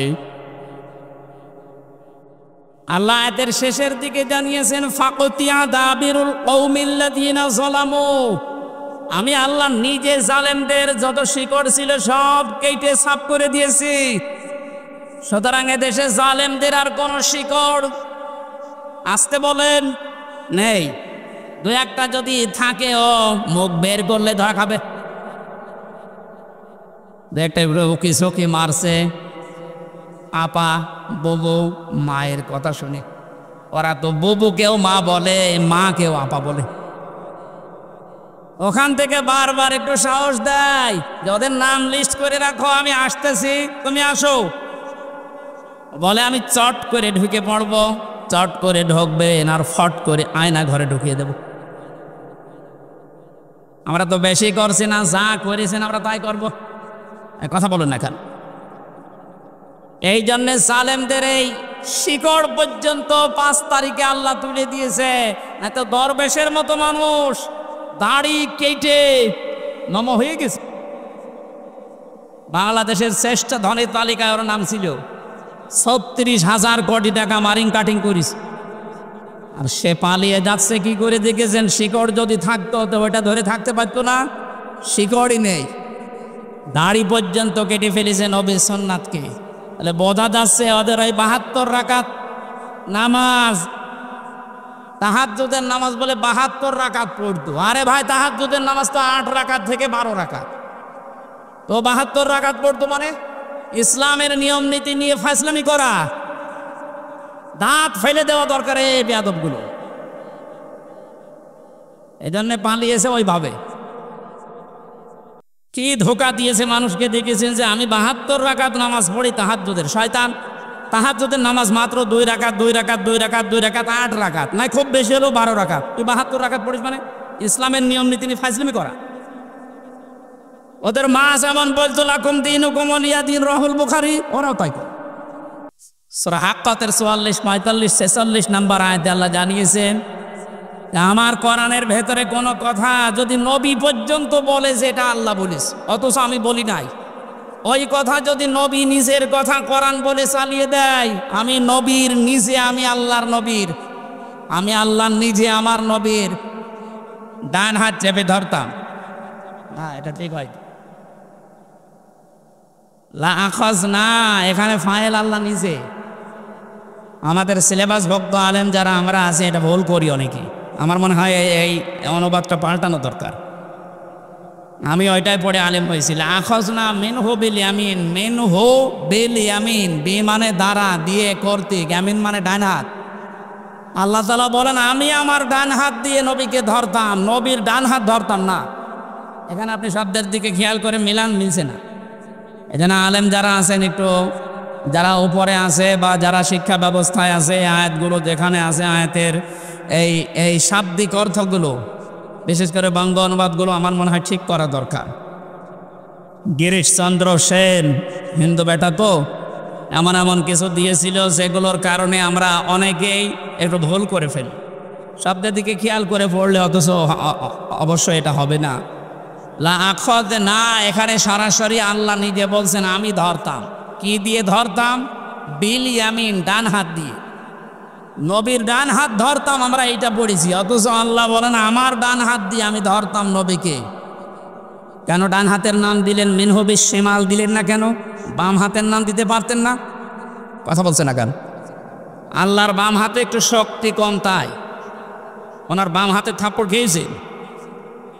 বাম হাতের নাম না দিয়ে ডান হাতের নাম দিলেন কেন? আমরা সচরাচর যেটা দিয়ে উদাহরণ দিলে বুঝি ভালো, আল্লাহ ওই উদাহরণ কোরআনে সেট করেছেন বেশি। আমরা বাস্তবে দেখি যে আমাদের বাম হাতের চাইতে ডান হাতের শক্তি, ক্ষমতা, পাওয়ার একটু বেশি, নাকি? কথা বলেন। আমরা যেহেতু বুঝবো ভালো ডান হাত দিলে, কারণ এটা ছাড়া এটা পাওয়ার বেশি না? এটা দিয়ে ধরলে যেভাবে শক্ত করে ধরা যায়, এটা দিয়ে ওইভাবে ধরা যাবে? আল্লাহ এজন্য নিজের ডান হাত এখানে ব্যবহার করে শক্ত জানিয়েছেন যে আমি আমার ডান হাত দিয়ে নবীকে ধরতাম, তার মানে শক্তভাবে। লাখাজনা মিনহু বিল ইয়ামিন সুম্মা লাকাতানা মিনহুল ওয়াতিন, এবং আমার নবী যেটা দিয়ে কথা বলে কণ্ঠনালী কেটে ফেলে দিতাম। হামা মিনকুম মিন আহাদিন আনহু হাজিসিন, আর এই ব্যাপারে আমাকে বাধা দেওয়ার মতো কারো সাধ্য নেই। কে বলছে? তাহলে কোরআনের ভেতরে আল্লাহর নবী পর্যন্ত কোনো কথা বানিয়ে বলতে পারেন নাই। যদি বলতেন, আল্লাহর ঘোষণা দেখলেন, ডান হাত দিয়ে চেপে ধরতাম আমি, আর তার কণ্ঠনালী চেপে কেটে ফেলে দিতাম। কেউ আমাকে বাধা দেওয়ার ক্ষমতা রাখতো না। অথচ এই দেশে লক্ষণ সেনের 850 বছর আগে পালিয়েছিল, তার মেয়ে পালিয়েছে এই 5 তারিখে। 850 বছরের ইতিহাস ভেঙে মহিলা পালিয়েছে। কোরআনের আয়াত বলতো লাকুম দীনুকুম ওয়ালিয়া দীন, আর বলতো রাহুল বুখারী, এটা বুখারী শরীফে আছে। তাহলে ওর কি কেটে ফেলা দরকার বলেন তো? কণ্ঠনালী কাটলে হবে? নবীর যদি আল্লাহ কণ্ঠনালী কাটতে চায়, ওরে টুকরা টুকরা করা লাগে। কোরআনের কথা আপনি হাদিসের নাম দিয়ে চালাবেন মানে? সবগুলো ওই রকম, সব মেকি। দাড়ি রেখেছিল, তাও মেকি দাড়ি, নাই তো পালানোর সময় দাড়ি কাটলো কোন কারণে? কথা বলে না কেন? ফাকুতিয়া দাবিরুল কওমিল্লাযিনা যালামু, জালেমদের শিকড় আমি আল্লাহ কেটে দিয়েছি, একেবারে মূলোৎপাটন করে ফেলেছে। এই জন্য আয়াতের শেষে আল্লাহ বলেন আলহামদুলিল্লাহি রাব্বিল আলামিন, প্রশংসা সব আমি আল্লাহর জন্যে। সুতরাং এই দেশে এখন থেকে কিয়ামত পর্যন্ত যারাই আসুক, প্রশংসা আল্লাহ বাদে কোনো বাবার, কোনো স্বামীর আর হবে না ইনশাআল্লাহ। আমরা আল্লাহর জন্য প্রশংসায় নত হয়ে বলছি আলহামদুলিল্লাহ। দরুদ আর সালাম পড়ছি নবী মুহাম্মদ রাসূলুল্লাহ সাল্লাল্লাহু আলাইহি ওয়াসাল্লামের প্রতি। আজকের তেলাওয়াতকৃত আয়াত আপনাদের সবারই প্রায় মুখস্থ আছে, সূরা লাহাব। কোন সূরা? নবীজির যে 10 জন চাচা ছিল, নবীজির বাবা মিলে 11 জন।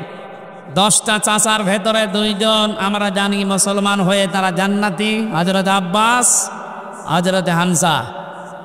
আজ বৈষম্য বিরোধী ছাত্র আন্দোলনে 152 জনের 108 জন ইসলামী ছাত্র শিবিরের নেতা কর্মী।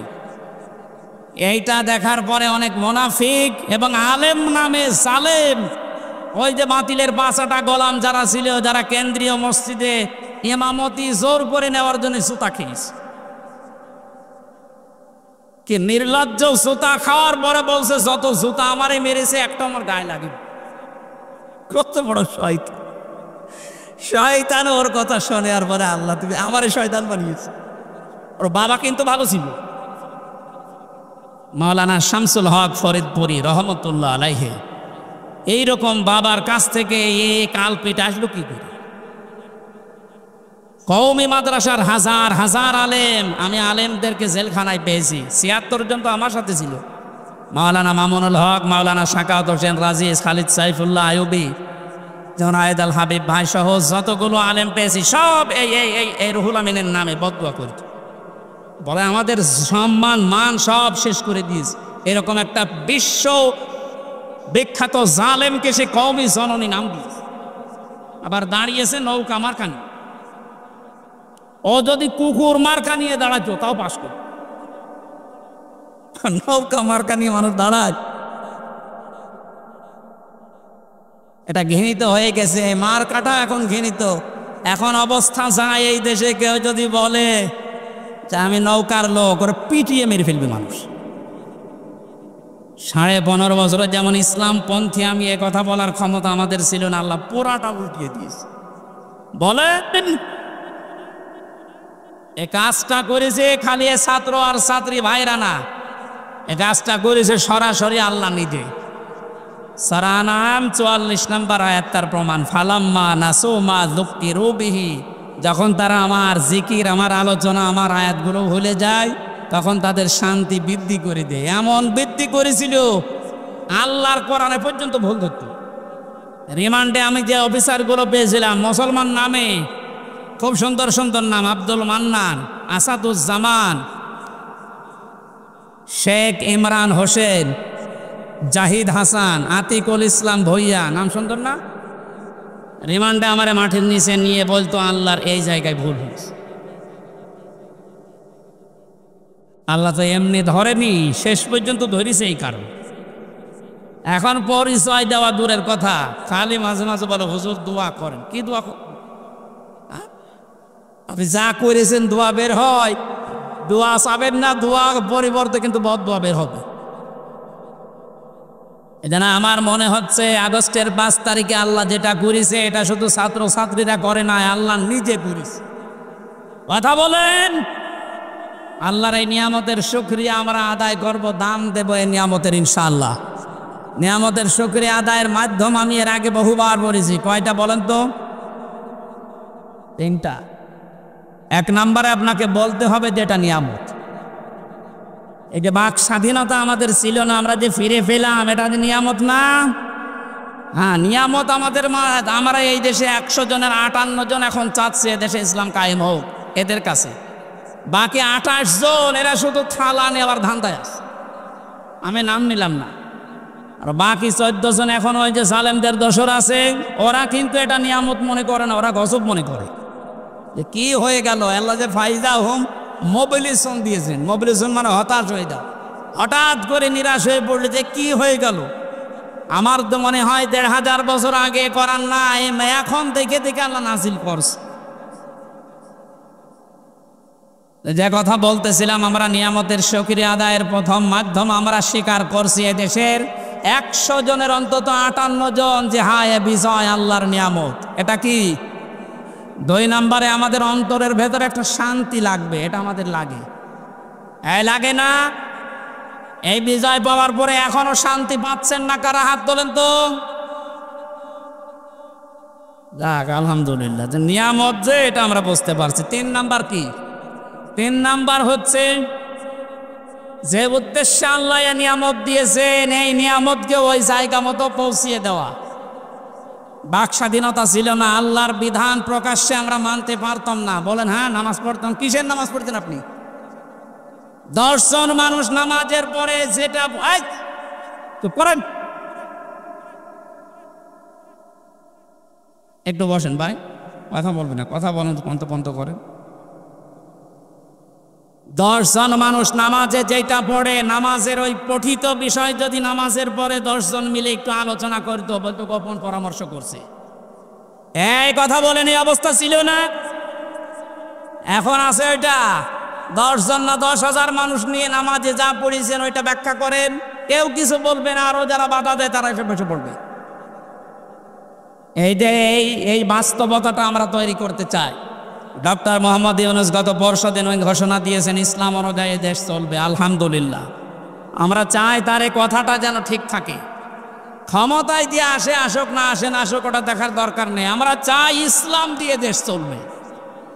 কারণ 53 বছর বহু খেল দেখেছি, এই খেলা আমরা আর দেখতে চাই না। দেখতে চাই এই দেশ আল্লাহর কালাম দিয়ে চলছে। কথা বলেন, তারা চান মনে প্রাণে এই নিয়ামতকে দেখি। লিল্লাহি তাকবীর।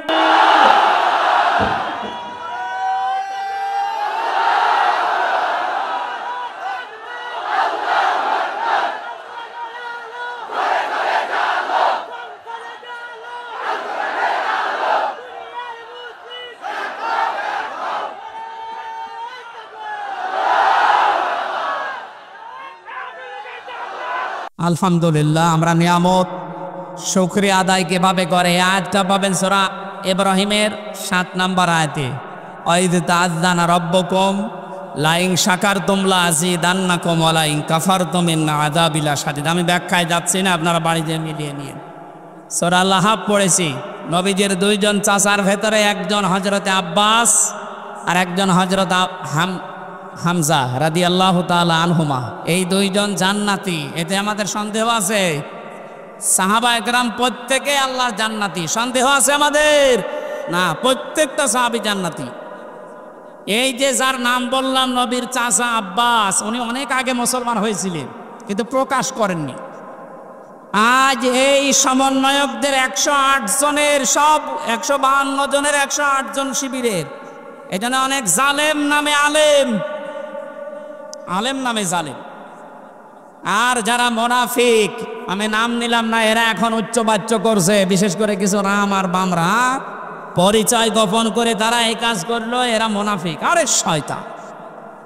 হযরতে আব্বাস নিজে পরিচয় গোপন করে আবু জেহেলের সাথে ছিলেন, এমনকি নবীর বিরুদ্ধে পর্যন্ত বদরের ময়দানে যুদ্ধ করতে গেছে আবু জেহেলের সাথে, অথচ তখনও তিনি মুসলমান। তার পুরা জীবনী পড়ে দেখেন। তাহলে পরিচয় গোপন করে ইসলামের কাজ করা, নবীর কাজ করা, এটা নবীর সাহাবীদের সুন্নাহ, নবীর মাদের সুন্নাহ। নবীর মা হযরতে মুসা আলাইহিস সালামের মা তার সন্তানকে গোপন করে, পরিচয় গোপন করে দুধ পান করিয়েছিলেন নিজের আপন সন্তানকে। এটা কোনোদিন শোনেননি? হযরতে ইব্রাহিমকে নিজের মা পরিচয় গোপন করে লালন পালন করেছিলেন। এক কথা বলে না কেন? এরকম একটা দুইটা না, হাজার হাজার ঘটনা ইতিহাসে আছে।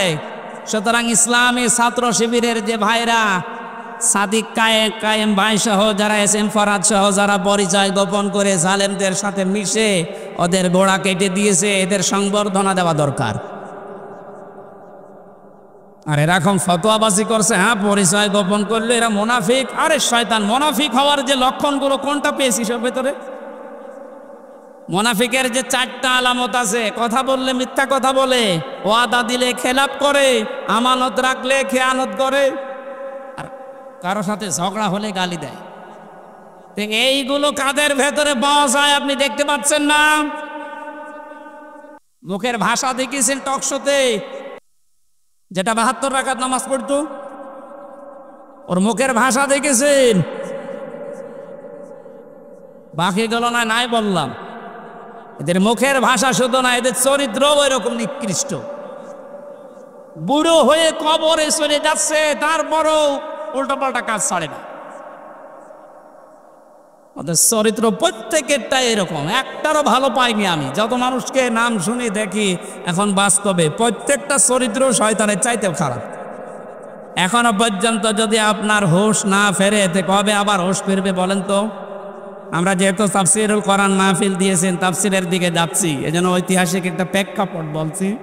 নবীজির আরো 2 জন চাচা জাহান্নামী, একটা আবু লাহাব আর আবু তালেব। এই যে আবু লাহাব, যেই লোকটা, তার নামে আল্লাহ একটা সূরা নাযিল করলেন। কেন দিয়েছেন ঐতিহাসিকরা লিখেছে, এটা বুখারী শরীফের ভেতরে আছে।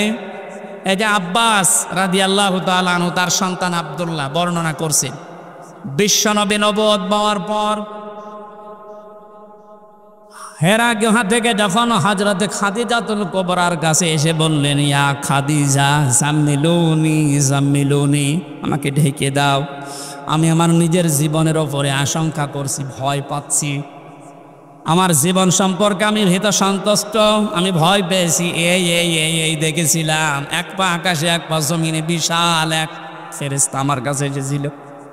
হযরতে খাদিজাতুল কুবরা ওই দিন নবীজিকে 6টা সান্ত্বনা দিয়েছিলেন। এখানে মা বোন যারা এসেছেন খুব খেয়াল করে মিলাবেন। হযরতে খাদিজাতুল কুবরা ওই দিন ডাক দিয়ে বলেছেন, আবুল কাসেম, ভয় পাবেন না আপনি। কাল্লা, কখনোই না। আল্লাহি মা ইউখজিকাল্লাহু আবাদান, আল্লাহ কখনো আপনাকে অপমান অপদস্থ ভয় দেখাতে পারে না, আপনাকে লাঞ্ছিত করতে আল্লাহ পারে না। কে বলছেন এ কথা? স্ত্রী। কে বলছেন? বলেন বলেন। আমরা বাইরের জায়গা থেকে কাজকর্ম করে, কর্মজীবন শেষ করে, দিনের দাওয়াত দিয়ে বাড়িতে আসার পর আমাদের স্ত্রীরা যদি এই 6টা কথা যেটা খাদিজাতুল কুবরা বলেছিলেন, আপনার সম্পর্কে, আমার স্ত্রী, আমার ঘরের মানুষ যদি বলতে পারে, আপনি বুঝবেন আপনি নবীর পথে আছেন। আর যদি দেখেন যে না, এগুলোর একটাও বলছে না, তাহলে বুঝবেন আপনি নবীর তরিকায় নেই, অন্য তরিকায় আছেন। খাদিজাতুল কুবরা এতটুকু বাক্য উচ্চারণ করার ভেতরে তিনি আল্লাহর নবীকে শুনিয়েছিলেন আল্লাহর নাম 2 বার। আল্লাহি, আল্লাহর কসম, কাল্লা, কখনো না, মা ইয়াখজিকাল্লাহু আবাদান, কখনো আল্লাহ আপনাকে অপমান অপদস্থ করতে পারে না। ছোট একটা বাক্যে খাদিজাতুল কুবরা আল্লাহর নাম বললেন কয়বার? আরো জোরে। অথচ তিনি তখন পর্যন্ত মুসলমান হননি। কারণ কি যে এখনো দাওয়াত পাননি, মুসলমান হবেন কি করে? মুসলমান না হওয়ার পরেও তিনি এ পর্যন্ত খাদিজাতুল কুবরা আল্লাহর নামে 2 বার উচ্চারণ করে নবীকে অভয় দিচ্ছেন। আপনি ভয় পাবেন না। ইন্নাকা লা তাসিলুর রিহমা, গরম পানিটা পানিতে ঠেলা করা জানি না, একবার এসে লাগবে না, আপনি এখানে বসেন, বেকার ডিস্টার্ব করলেন।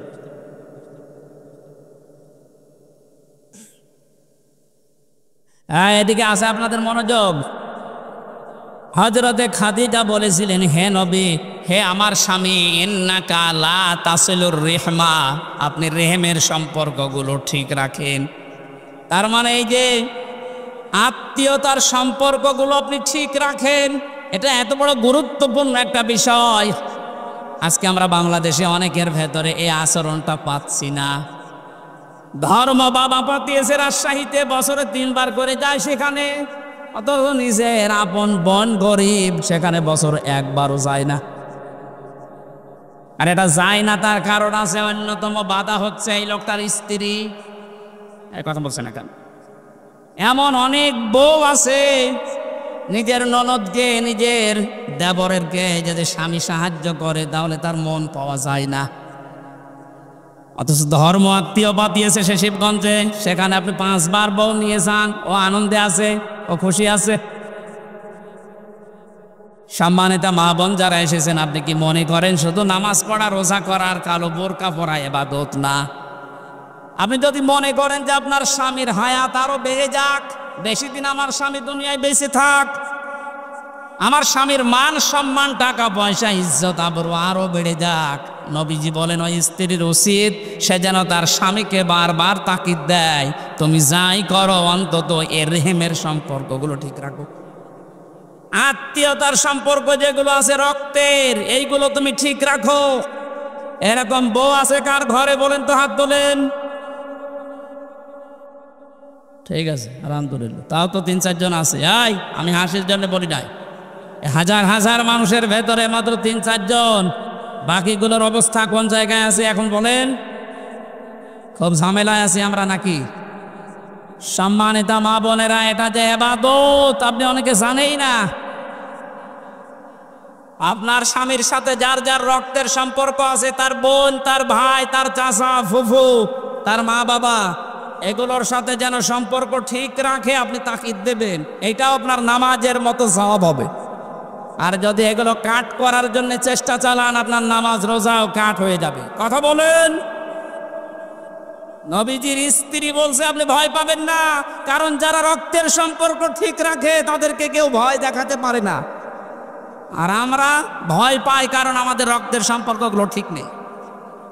2 নম্বরে স্ত্রী বলছেন তাহমিলুল কাল্লা, হে আমার স্বামী, কখনো আপনাকে আল্লাহ অপমান করতে পারে না, আপনাকে অপদস্থ করতে পারে না, কারণ আপনি মানুষের বোঝা বহন করেন। বাস্তবতার দিকে তাকান, এই হাদিসের, এই এদিকে তাকান। হে আবুল কাসেম, হে আমার কাসেমের পিতা, হে আমার স্বামী, আপনাকে আল্লাহ ভয় দেখাবে না, কারণ আপনি মানুষের বোঝা বহন করেন। কারণ এই পৃথিবীতে মানুষের বোঝা যারা বহন করে তাদেরকে আল্লাহ পায় না। অথচ বাস্তবে দেখলাম কি, এই 15.5 বছরে কত বোঝা আমাদের মাথার উপরে চাপিয়ে দিয়ে উনি পালিয়েছে। আমাদের মাথার উপরে 1 লক্ষ টাকার ঋণের বোঝা। গত 8 দিন আগে আমার একটা মেয়ে হয়েছে, হাফসা জান্নাত, ওর মাথার উপরে এখন 1 লাখ টাকা ঋণ। বলছি সব বসে আছে, জিজ্ঞাসা করেন কত মানুষকে আপনি পা হারা, চোখ হারা, হাত হারা করে যে বোঝা, পরিবারের বোঝা বানিয়ে দিয়ে পালিয়ে গেলেন। হাজার হাজার কোটি টাকা নিজের মেয়ের নামে, ছেলের নামে, নিজের নামে, বোনের নামে, আত্মীয় স্বজনের নামে, শুধু দলের নামে পাচার করে করে এ বোঝা এ দেশের উপরে আপনি রেখে গেলেন। এ মহিলাকে আমার মনে হয় আপনি বলা ঠিক হবে না। কোনো খারাপ শব্দ থাকলে একটু বলেন তো দেখি, কেন তো সম্মানিত মানুষ না, সম্মানিত মানুষকে আপনি বলা যায়। কত রকমের বোঝা আমাদের মাথার উপরে, যে হাজারো কষ্টের বোঝা, দুঃখের বোঝা, ঋণের বোঝা, হাজার হাজার বোঝা মাথার উপরে চাপিয়ে উনি পালিয়েছেন, আরামে আছে।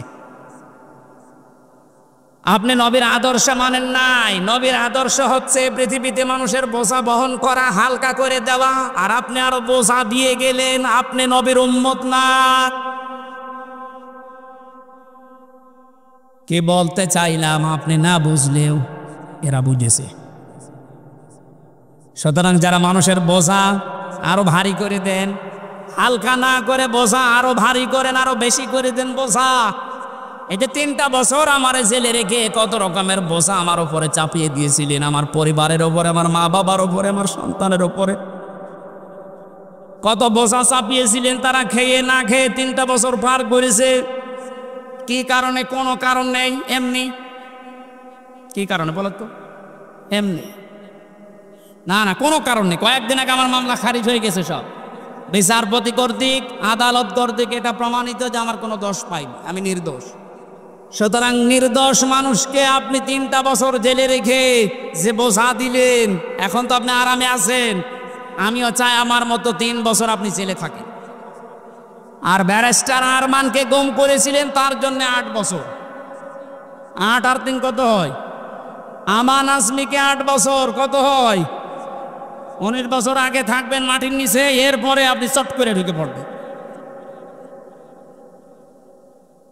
হাজারো মানুষের মাথার উপরে দুঃখের বোঝা, কষ্টের বোঝা, ঋণের বোঝা সব চাপিয়ে উনি এখন আরামে আছেন। নবীর উম্মত। কিসের উম্মত? 14 বার হজ করলেও পট্টি মাথায় দিয়ে তসবিহ হাতে নি, এটা নবীর উম্মতের বাইরে। নবীর উম্মতের বাইরে যারা, ওটা হয় কাফের না অন্য কিছু। একটা কথা যদি কেউ ভুল প্রমাণ করতে পারে বলেন এ পর্যন্ত। নবীর উম্মত আপনি কোনটা দিয়ে বলবেন? নবীর কাজ ছিল মানুষের বোঝা হালকা করে দেওয়া, আর ওদের কাজে 15.5 বছরে হাজারো মানুষের পরিবারে শুধু বোঝাই দিয়ে গেছে। একটা মানুষকে জেলে দেওয়া মানে তার পুরা পরিবারটা বোঝা বহন করা।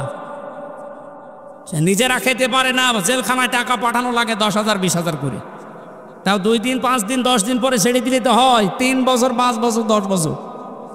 আপনি কত রকমের বোঝা দিয়ে গেলেন। এই যে 2880 জন এখন হাসপাতালে বেডে কাতরাচ্ছে, এই মানুষগুলোর কারো পা নেই, হাত নেই, ঠ্যাং নেই, কারো অন্ডকোষ উড়ে গেছে। এগুলো এই বোঝা এখন বহন করবে কে? যারা শহীদ হয়েছে 1077 জন, সেগুলো তো বাদ দিলাম, তা তো গেছে। যেগুলোকে এই যে বোঝা এখন পরিবারের জন্য, এগুলো কে টানবে বলেন তো? আপনি নবীর উম্মত দাবি করেন, নবীর কাজ ছিল বোঝা আরো হালকা করে দেওয়া, বোঝা বহন করা, আর আপনি এই বোঝাগুলো সব দিয়ে, ঋণের বোঝা দিয়ে গেছে, কোটি কোটি টাকা পাচার করে এখন এই দেশের প্রত্যেকটা মানুষের উপরে 1 লক্ষ টাকা করে ঋণ মাথা পিছু। ডক্টর মোহাম্মদ ইউনূস উদ্যোগ নিয়ে যে দেশ থেকে যত টাকা পাচার হয়েছে সব টাকা ফেরত নেওয়া হবে, রাষ্ট্রীয় কোষাগারে জমা হবে, এবং যারা টাকা দিতে পারবে না তার বউ ছেলে মেয়ে রাষ্ট্রের কাজে লাগবে। অনছাড় নেই। মানে এ বোঝা আমরা বহন করবো কি করে? তারপরও আমেরিকাতে এই অনুষ্ঠানে গিয়ে উনি যে ডলারগুলো নিয়ে এসেছেন, এভাবে যদি আনতে পারেন দেশটা দাঁড়াবে। এত ঋণ, এত বোঝা বহন করা সম্ভব? অত আরামে আছে, বোনকে নিয়ে খাচ্ছে আর ঘুমাচ্ছে, আর মাঝে মাঝে বলছেন চট করে আসতেছে। স্ত্রী 3 নম্বরে বলেছিলেন, হে আবুল কাসেম, কাসেমের পিতা, তাহমিলুল তাকসিবুল মাগদুমা, আপনি মানুষের বস্ত্র, যাদের বস্ত্র নেই তাদের বস্ত্রের ব্যবস্থা করেন, যারা উলঙ্গ অর্ধ উলঙ্গ তাদেরকে আপনি ঢেকে দেন। আর আপনি কি করলেন? এই 15.5 বছরে কত মানুষের পোশাক আপনি খুলে নিয়েছেন? পোশাক মানে শুধু এই পোশাক না, হাজার হাজার আলেমদের চরিত্রের উপরে কলঙ্ক দিয়ে তাদের পোশাক খুলে দিয়েছে। এ মাওলানা মামুনুল হককে জেনার তহমত দিয়ে তার নিজের স্ত্রী 3 বছর লোক থাকতেছি, আপনার চাইতে আল্লাহর ভয় তার ভেতরে কম নেই, এসে জেনা করবে। আপনার নিজের সারা জীবন একটু মিলান তো, জেনায় ভরপুর। আপনার হাতের জেনা, মুখের জেনা, চোখের জেনা, বাকি জেনার নাম নাই বললাম। আর আলেমদের ওপরে এটা চাপিয়ে তার পোশাক খুলে নিয়ে মানুষের কাছে প্রমাণ করতে চেয়েছে যে চরিত্র ভালো না। কোরআনের পাখি বিশ্বনন্দিত মুফাসসিরকেও তারা নাম দিয়েছে যে ধর্ষক। শয়তানে বিশ্বাস করবে? রিমান্ডে আমারে ওরা আল্লামা সাইদি এবং আর একটা মহিলার কণ্ঠ এক জায়গায় করে শোনাতো, দেখেন আপনার হুজুররা কি চরিত্র খারাপ। ওরে শয়তান, নিজেদের চরিত্র ওরা আলেমদের উপরে চাপিয়ে, এই যে ছোট হুজুর যেটা ছিল রফিকুল ইসলাম মাদানী, ওরা পুরা উলঙ্গ করে হাতের ঝিলে ওর হাতের উপরে একটা দিয়েছে সিগারেট, আর আবার ধরুন একটা মেয়ে লোক নিয়ে ছবি তুলে বলেছে এটা ছেড়ে দেবো। দেখেন কত চরিত্র ওদের কখন জায়গায় পৌঁছে দিত। আর এরা পোশাক খুলে নিচ্ছে, হাজার হাজার মানুষের চরিত্রের পোশাক, গায়ের পোশাক পর্যন্ত খুলে খুলে এই 15.5 বছর আনন্দ করিস। এরা নবীর উম্মত না, কারণ এটা নবীর আদর্শ না। কথা বলেন। আপনি মেহমানদারি করেন, অতিথি পরায়ণ, আজ তাকান সারা দেশের দিকে। নবীর এই আদর্শগুলো যারা ধারণ করে তাদের হাতে আমরা দেশটা দিতে চাই। জামাতের কেন্দ্রীয় আমির ডাক্তার শফিকুর রহমান নিজের পরিবার ওই রকম না, তারপরও এই শহীদদের পরিবারে 2 লক্ষ করে টাকা পৌঁছিয়ে দিচ্ছে সারা দেশে। যার পোশাক নেই তাকে ঢেকে দেওয়ার জন্য চেষ্টা চালাচ্ছে। অঙ্গহানি তার বাড়িতে গিয়ে হাসপাতালে যে খোঁজ নিচ্ছে। এ মানুষগুলোর চরিত্র তো রসুলের সাথে মিলে যাচ্ছে। কথা বলেন।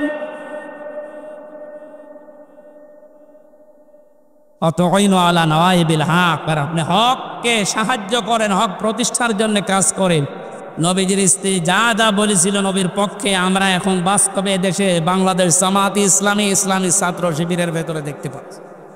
আপনি চাই বলেন, মন খারাপ করেন আর খুশি হন, এইটাই বাস্তব। তাহলে হাদিস বাদ দিয়ে দেন। এগুলো মিলে যাচ্ছে, খাপের খাপ মমতাজের বাপ। আমরা করবো কি মিলে গেলে? আপনার সাথে তো মিলছে না। হ্যাঁ, আপনি নিয়ে আসেন আপনার সাথে কি মিলছে, আমি দেখাচ্ছি। সূরা লাহাব আপনার সাথে মিলবে, বলবো। সুতরাং নবীর হাদিসের সাথে যাদের জীবন চরিত্র মিলে যাচ্ছে তাদেরকে একটু দিয়ে দেখা যায় না যে কেমন চলে দেশটা। 53 বছর তো দেখেছি। ডাক্তার শফিকুর রহমান ঘোষণা দিয়েছে 15 বছর লাগবে না, মাত্র 10 বছর আমাদের হাতে দেন, চাঁদাবাজ এ নাম বাংলাদেশে থাকবে না। একটু বিশ্বাস হয় না আপনাদের? একটু দিয়ে দেখেন না কেন। কত মানুষের নাম তো শুনলাম আমরা, কেউ পারে নাই, আরো চাঁদাবাজি করেছে। 5 তারিখের বিকাল আসতে দেরি, আগস্টের, অনেকে চাঁদাবাজিতে লিখে পড়েছি, এখনো হাতে থালা পাইনি। তাই যদি অবস্থা হয়, থালা পেলেও তো বড় চাঁদাবাজ হবে। সুতরাং আমরা চাই এমন মানুষকে দিতে যিনি ঘোষণা অলরেডি দিয়ে দিয়েছে, যদি ইসলাম এদেশে ক্ষমতায় আসে আমাদেরকে যদি আপনারা দেন, আমরা জাতির শাসক হব না, খাদেম হব। চাঁদাবাজ না, ভিক্ষা করে খাবেন, চাঁদাবাজি করবেন না, ঘোষণা দিয়েছেন উনি কালকে। কথা বলে না কেন? একটাবার একটু দেওয়া যায় না? আমরা দিতে চাই। আমি সাধারণ মানুষ হিসাবে আহ্বান জানাচ্ছি, এবার আমরা দিতে চাই। কথা বলেন। যে জরিপটা শোনালাম, 100 জনের 14 জন জালেমদের অনুসারী, এখনো 100 জনের 28 জন ওই থালা থালা, আর 100 জনের 58 জন এখন চাচ্ছে ইসলাম কায়েম হোক। এটা মাত্র এই 1.5 মাসের ব্যবধানে। আরেকদিন কিছুদিন যেতে দেন, 100 জনের 100 জনই চাইবে এদেশে ইসলাম কায়েম হোক। আমরা ওইটা দেখতে আছি। হ্যাঁ, অতি উৎসাহী হয়ে অতি ইসলাম পালন করবেন, এই মনোভাব নিয়ে কোনো জঙ্গিবাদ, সন্ত্রাসবাদ এরকম কোনো কাজ যেন করবেন না এই দাদাদের পাল্লায় পড়ে। কারণ ওরা আপনাদেরকে অতি ইসলাম এটা মানার আগ্রহ দেখিয়ে আবার ওই ট্যাগ দেবে, মৌলবাদ, জঙ্গি, উগ্রবাদী এরকম ট্যাগ দিয়ে শেষে বিশ্বের কাছে আবার কালার করবে, আবার ওই থালা হাতে নেবে, নিয়ে আবার গোম খোম শুরু হবে। কথা বলে না কেন? আমরা এ শতকার দিতে চাই না, অতি ইসলাম না, যেভাবে ইসলাম পালন করা দরকার বাবা আস্তে আস্তে শুরু করে। সূরা লাহাব, নবীজি এখানে নবুয়ত পাওয়ার পরেই চলে গেলেন বাতাহা নামক একটা পাহাড়ের উপরে উঠে তিনি ইয়া সাবাহা বলে ডাক দিলেন। তিনি একটা লাল কাপড় উড়িয়ে দিয়েছিলেন। এটা ছিল ওই জামানার এই স্যাটেলাইট। কারণ এখন যেমন এই যে মিডিয়াগুলো কাজ করছে এটা ছড়িয়ে দেওয়ার জন্যে, ওই জামানার স্যাটেলাইট ছিল, মিডিয়া ছিল এই লাল কাপড়। এই পাহাড়ের উপরে কেউ যদি লাল কাপড় উড়িয়ে দিত, এলাকার মানুষরা মনে করত যে লোকটা বিপদে আছে, সবাই গিয়ে পাহাড়ের পাদদেশে হাজির। বিশ্ব নবী তখন ডাক দিয়ে বললেন, হে আমার জাতির লোকেরা, আমি যদি বলি এই পাহাড়ের পাদদেশে একদল সৈন্য আছে, তোমাদেরকে আক্রমণ করবে তারা, তোমরা কি বিশ্বাস করো আমার কথা? এক বাক্যে সবাই বলেছে, হ্যাঁ মুহাম্মদ, জীবনে তোমাকে আমরা মিথ্যা কথা বলতে শুনিনি, অবশ্যই বিশ্বাস করব। হঠাৎ করে নবীজি তখন তাদেরকে দাওয়াত দেওয়ার উদ্দেশ্যে বললেন, আমি যে কালেমা নিয়ে এসেছি, যে ইসলাম নিয়ে এসেছি, তোমরা যদি এটা পড়তে অস্বীকার করো, আল্লাহর গজবের ফেরেশতারা উৎপেতে আছে, তারা তোমাদের আক্রমণ করবে। সঙ্গে সঙ্গে তারা পনেই চাচা আবু লাহাব বলছেন একটু পেছনে, নিজে মাটির উপর থেকে একটা পাথর তুলে নিয়ে আল্লাহর নবীর দিকে নিক্ষেপ করেছে আর বলেছে, তাব্বালাকা আলিহাদা জামাতানা ইয়া মুহাম্মদ, হে মুহাম্মদ তুই ধ্বংস হয়ে যা, এই জন্যে আমাদেরকে তুই একত্রিত করলি। জোরে বলেন নাউজুবিল্লাহ। আল্লাহ রাব্বুল আলামিন সহ্য না করে সঙ্গে সঙ্গে তার নামে আয়াত নাজিল করেছেন, তাব্বাত ইয়াদা আবি লাহাবি ওয়া তাব। আয়াতের প্রথম অংশে আল্লাহ ধ্বংস কামনা করলেন তার, আর দ্বিতীয় অংশে তার পরিচয় তুলে ধরলেন। এবার আসেন মূল শিক্ষায়। কালকে ঐতিহাসিক সরোয়ার্দী উদ্যান ঢাকাতে আমি এই পয়েন্টের উপরে আলোচনা করেছিলাম, নবীজির সাথে দুনিয়ায় যারাই বিয়াদবি করে আল্লাহ তাদেরকেই ধ্বংস করে দেয়। আজ ফ্রান্স থেকে শুরু করে বাংলাদেশে অনেকে নবীজিকে নিয়ে কটূক্তি করছে। স্পষ্ট ভাষায় বলতে চাই, এদেশে কিন্তু নবীর উম্মত ৯৬%। নামাজ কালাম আমরা কম পড়তে পারি, নবীর উম্মত এ ব্যাপারে আমাদের কোনো সন্দেহ? বলেন, আপনি বুঝে করেন আর না করেন, নবীকে নিয়ে যদি কোনো কটূক্তি হয়, 15 বছর তো বাবাকে নিয়ে কিছু করলে তাই খবর ছিল, নবীকে আপনি গালিগালাজ করেন অসুবিধা নেই, কিন্তু দিন পাল্টিয়ে গেছে। এখন থেকে কিয়ামত পর্যন্ত আমরা ঘোষণা দিয়ে দিলাম, এদেশে যদি সত্যিই কেউ নবীকে নিয়ে উল্টাপাল্টা কোনো মন্তব্য করেন, কোন দলের, কোন গোষ্ঠীর, কোন পরাশক্তির আর দেখা হবে না, দাঁত ভাঙা জবাব দেওয়া হবে ইনশাআল্লাহ। আল্লাহ নিজে বরদোয়া দিলেন, তাব্বাত ইয়াদা, আবু লাহাবের 2 হাত ধ্বংস হয়ে যাক। প্রশ্ন আসতে পারে, ও পাথর মেরেছিল কয় হাত দিয়ে? তাহলে এই হাতও ধ্বংস করে দিলেন মানে? আপনি যদি এই মোবাইলটা এখান থেকে এখন ছুঁড়ে মারেন, আমার এই হাত নড়েনি? এক কথা বলেন না কেন? পাথরটা যখন এইভাবে নিক্ষেপ করেছিল, এই হাত নড়াচড়া করে সাহায্য করেছিল। আল্লাহ জন্য ইয়াদা নিয়েছিল, শব্দটা ইয়াদা নেই, এজাফতের কারণে ওটা পড়ে গেছে। আল্লাহ দ্বিবচন দিলেন, এই জন্য ইয়াদুন না দিয়ে ইয়াদা একালিপ টান আছে। তাব্বাত ইয়াদা আবি লাহাবি ওয়া তাব। আল্লাহ বলেন আবু লাহাবের 2 হাতই ধ্বংস হয়ে যাক, এবং সে ধ্বংস হয়েছে। জবাব হচ্ছে এই, যেহেতু এই হাত নড়াচড়া দিয়েছে, আজ বাংলাদেশে পাঠ্য পুস্তকে যে কমিটি বানানো হয়েছে, এখানে মুসলমানদের আলেম এদেশে কম আছে, 5 জন আলেমকে নিতে পারেন না। এই কথা বলে না কেন? নাস্তিক মোরতাদদের দায়িত্ব দিয়ে ওরা সমকামিতা ঢোকাতে আছে, পুরুষে পুরুষে নাকি বিয়ে করবে, মহিলা মহিলায় বিয়ে করবে। আল্লাহর পুরা সিস্টেম পাল্টিয়ে ফেলছে। কোন জাতি, কোন সৃষ্টি যদি তার নিজের আকৃতি পাল্টিয়ে ফেলে, তাকে মেরে ফেললেও কোনো গুনাহ নেই। এটা আমি বানিয়ে বললাম, সূরা নেসার ভেতরে আছে, কোন সৃষ্টি যদি তার নিজের আকৃতি পাল্টিয়ে ফেলে, এই জন্যই তো নবীজি আয়াতের ব্যাখ্যায় আছে, বিশ্ব নবী জানিয়েছেন কোন মহিলা যদি পুরুষের শ্বাস গ্রহণ করে তার উপরে 24 ঘন্টা আল্লাহর লানত।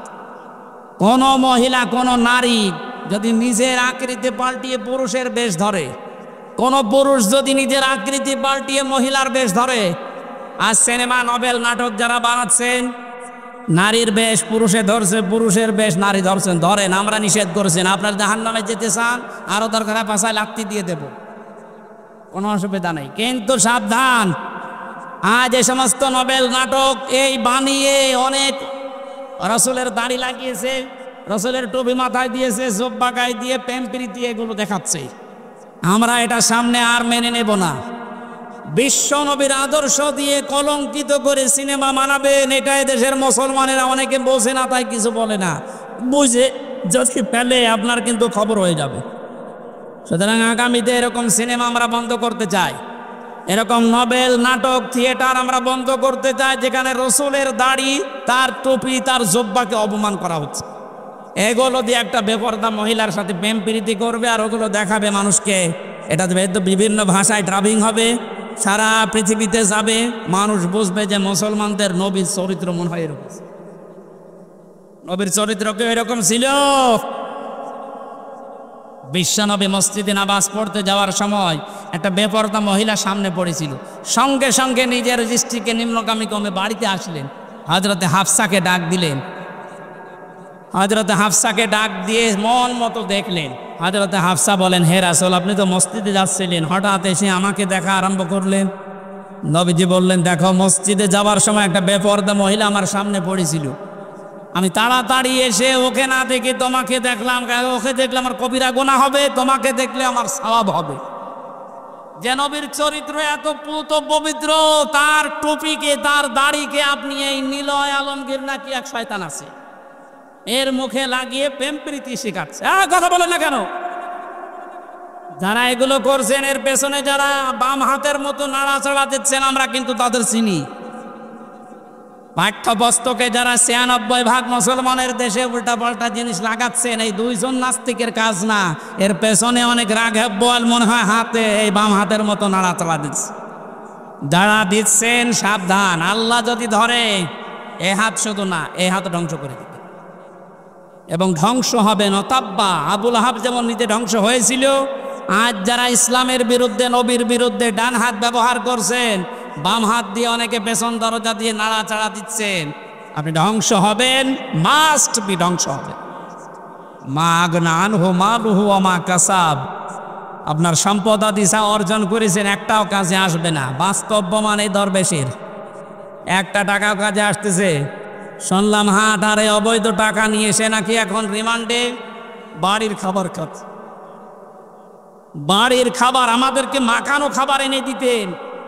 আর এত বড় দেশের শত্রু, ৩৬,০০০ কোটি টাকা যার কেলেঙ্কারি, তারে বাড়ির খাবার খাওয়ানো হচ্ছে। মানে দেশের মানুষ এখনো জানে না। যদি জানে যে অফিসে তার এরকম জামায় আদর করা হচ্ছে, অফিস কিন্তু উড়ে যাবে। কথা বলেন, জালেমদের কোনো ক্ষমা নেই। যাদের মেকি দাড়ি ছিল, দাড়ি কেটেছে, দাড়ি কাটা মানুষ রসুলের গলায় ছুরি লাগানো। এই শয়তান বলে মাঝে মাঝে হজে যায়। কিসের হজে যায়? আমি যাই কয়বার হজে গেছি, শুনলাম এখানে আসে দরবেশ কোন তারা কাবা শরীফের পাশে যে টাওয়ারটা, ওই টাওয়ারে থাকে, সব সময় আল্লাহর ঘর দেখে, সুবহানাল্লাহ পড়ে। কিসের সুবহানাল্লাহ? এদিকে সুবহানাল্লাহ পড়ে আর এদিকে টাকা পাচার করে। ওর এই সম্পদগুলো একটাও আল্লাহ কাজে আসতে দেয়নি, সব ধ্বংস করে দিয়েছে। সায়াসলা নারান যাতা লাহাব, অতি শীঘ্রই আমার আল্লাহ তাদেরকে বলতে, এই যে আবুল আহাব যার নাম, এর নাম ছিল আব্দুল উজ্জা, এত বড় এত সুন্দর ছিল তার চেহারা, আগুনের লেলিহান শিখা যেটা ওই যে উপর দিয়ে জোহব্বার মতো বের হয়ে যায়, ওই রকম চেহারা ছিল তার। আল্লাহ পাক বলেন, অতি শীঘ্রই আমি তাকে আগুনের লেলিহান শিখায় প্রবেশ করাবো, আমরাতুহু, এবং তার স্ত্রীকেও। প্রশ্ন আসতে পারে, তার স্ত্রীর দোষ কি? আজ এই বাংলাদেশে আমরা অনেকে আবুল আহাবের স্ত্রী উম্মে জামিলের মতো মহিলা সচক্ষে দেখতে পাচ্ছি। আবুল আহাব তো করেছে, তার স্ত্রী পর্যন্ত নবীকে কষ্ট দিয়েছিল। নিজের সন্তানকে, দুইটা সন্তানকে নবীর মেয়ের সাথে বিয়ে দিয়েছে। আল্লাহর নবীর মেয়ে হযরতে উম্মে কুলসুম এবং রুকাইয়া, এই দুইটা মেয়েকে বিয়ে দিয়েছিল ওতবার ও তাইবার সাথে।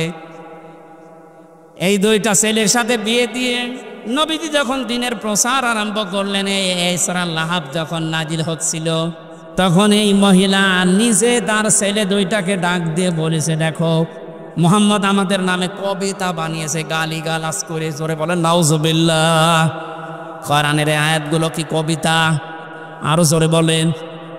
নিজের ছেলেকে ডাক দিয়ে বলছে, এই মুহূর্তে মুহাম্মদের দুইটা মেয়ে তার মুখের উপরে তালাক দিয়ে ফেলে দিয়াই। এমনিতেই নবীজি অসহায়, গরিব মানুষ, নিজের সংসারে ওই সময় চলে না। যারা মেয়ের বাবা আছেন একটু ভাবেন তো, দিনের কাজ করতে গিয়ে আপনার দুইটা মেয়েকে যদি জামাই সঙ্গে সঙ্গে তালাক দিয়ে বাড়িতে দিয়ে যায়, একটা বাবার জন্য পরিস্থিতি সামাল দেওয়া কত কঠিন বলেন। আল্লাহর নবী ওই দিন এত বেশি কন্দন করেছিলেন, ছেলে দুইটা তার মায়ের কথা শুনে তার স্বামীকে দিয়ে এই কাজ করিয়ে দুইটা মেয়েকে তালাক দিয়ে নবীজির বাড়িতে ফেলে দিয়ে আসলেন। নবীজি ডাক দিয়ে বললেন, আল্লাহ পাক তুমি দুইটা কুকুর পাঠাও এই দুইজন মানুষের জন্য। এত বড় কঠিন অবস্থায় আমার দুইটা মেয়েকেও আমার পরিবারে দিয়ে গেল তালাক দিয়ে। আল্লাহর নবীর কথা শোনার পর ওর বাড়িতে গিয়েছে।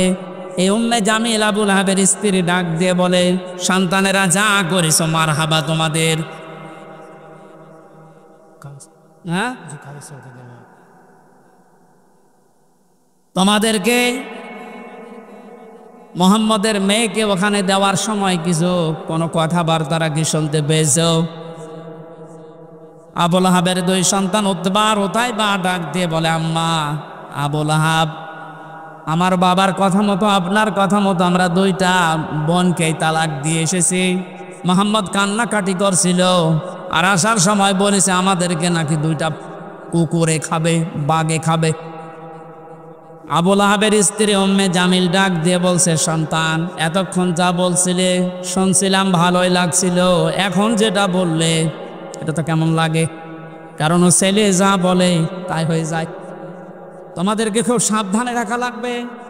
ইয়ামেন থেকে একটা মানুষের কাছে কাজ বেঁধে নিজের, এটা তাফসিরে হাক্কানির ভেতরে পেয়েছি, ইয়ামেন দেশ থেকে একজন অগ্নি পূজকের কাছ থেকে গাছ বেঁধে নিয়ে নিজের সন্তানের হাতে আর মাজায় লাগিয়ে দিয়েছে। এই যে আজ যারা মহিলারা তাবিজ কবজ করে ওর ওপরে বিশ্বাস করে, তাবিজ ব্যবহার করা শিরিক। হাদিসে স্পষ্ট নিষেধ, তাবিজ ব্যবহার করা যাবে না। কেউ যদি ঝাড় ফুঁক করতে চান, সূরা নাস, ফালাক আর সূরা ফাতিহা পড়ে আপনি ফু দিতে পারেন, এতটুকুই যথেষ্ট। এটা নবীজি সাহাবীরা করতেন।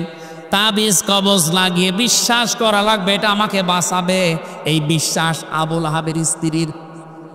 ও বলেছিল, মুহাম্মদ যেহেতু এই বরদোয়া দিয়েছে যে বাঘে খাবে তোদেরকে, সুতরাং এ কথা হয়েও যেতে পারে বাঘে যেন না খায়, এ হিসাবে আমি বাবার কাছ থেকে এই যে গাছ পড়া নিয়ে এসেছি। মাজায়ার হাতে বেঁধে দিলেন, ডাক দিয়ে বললেন খুব সাবধানে থাকা লাগবে। আবু লাহাব দুইটা সন্তানকে নিয়ে গেছে ব্যবসা করতে সিরিয়ায়।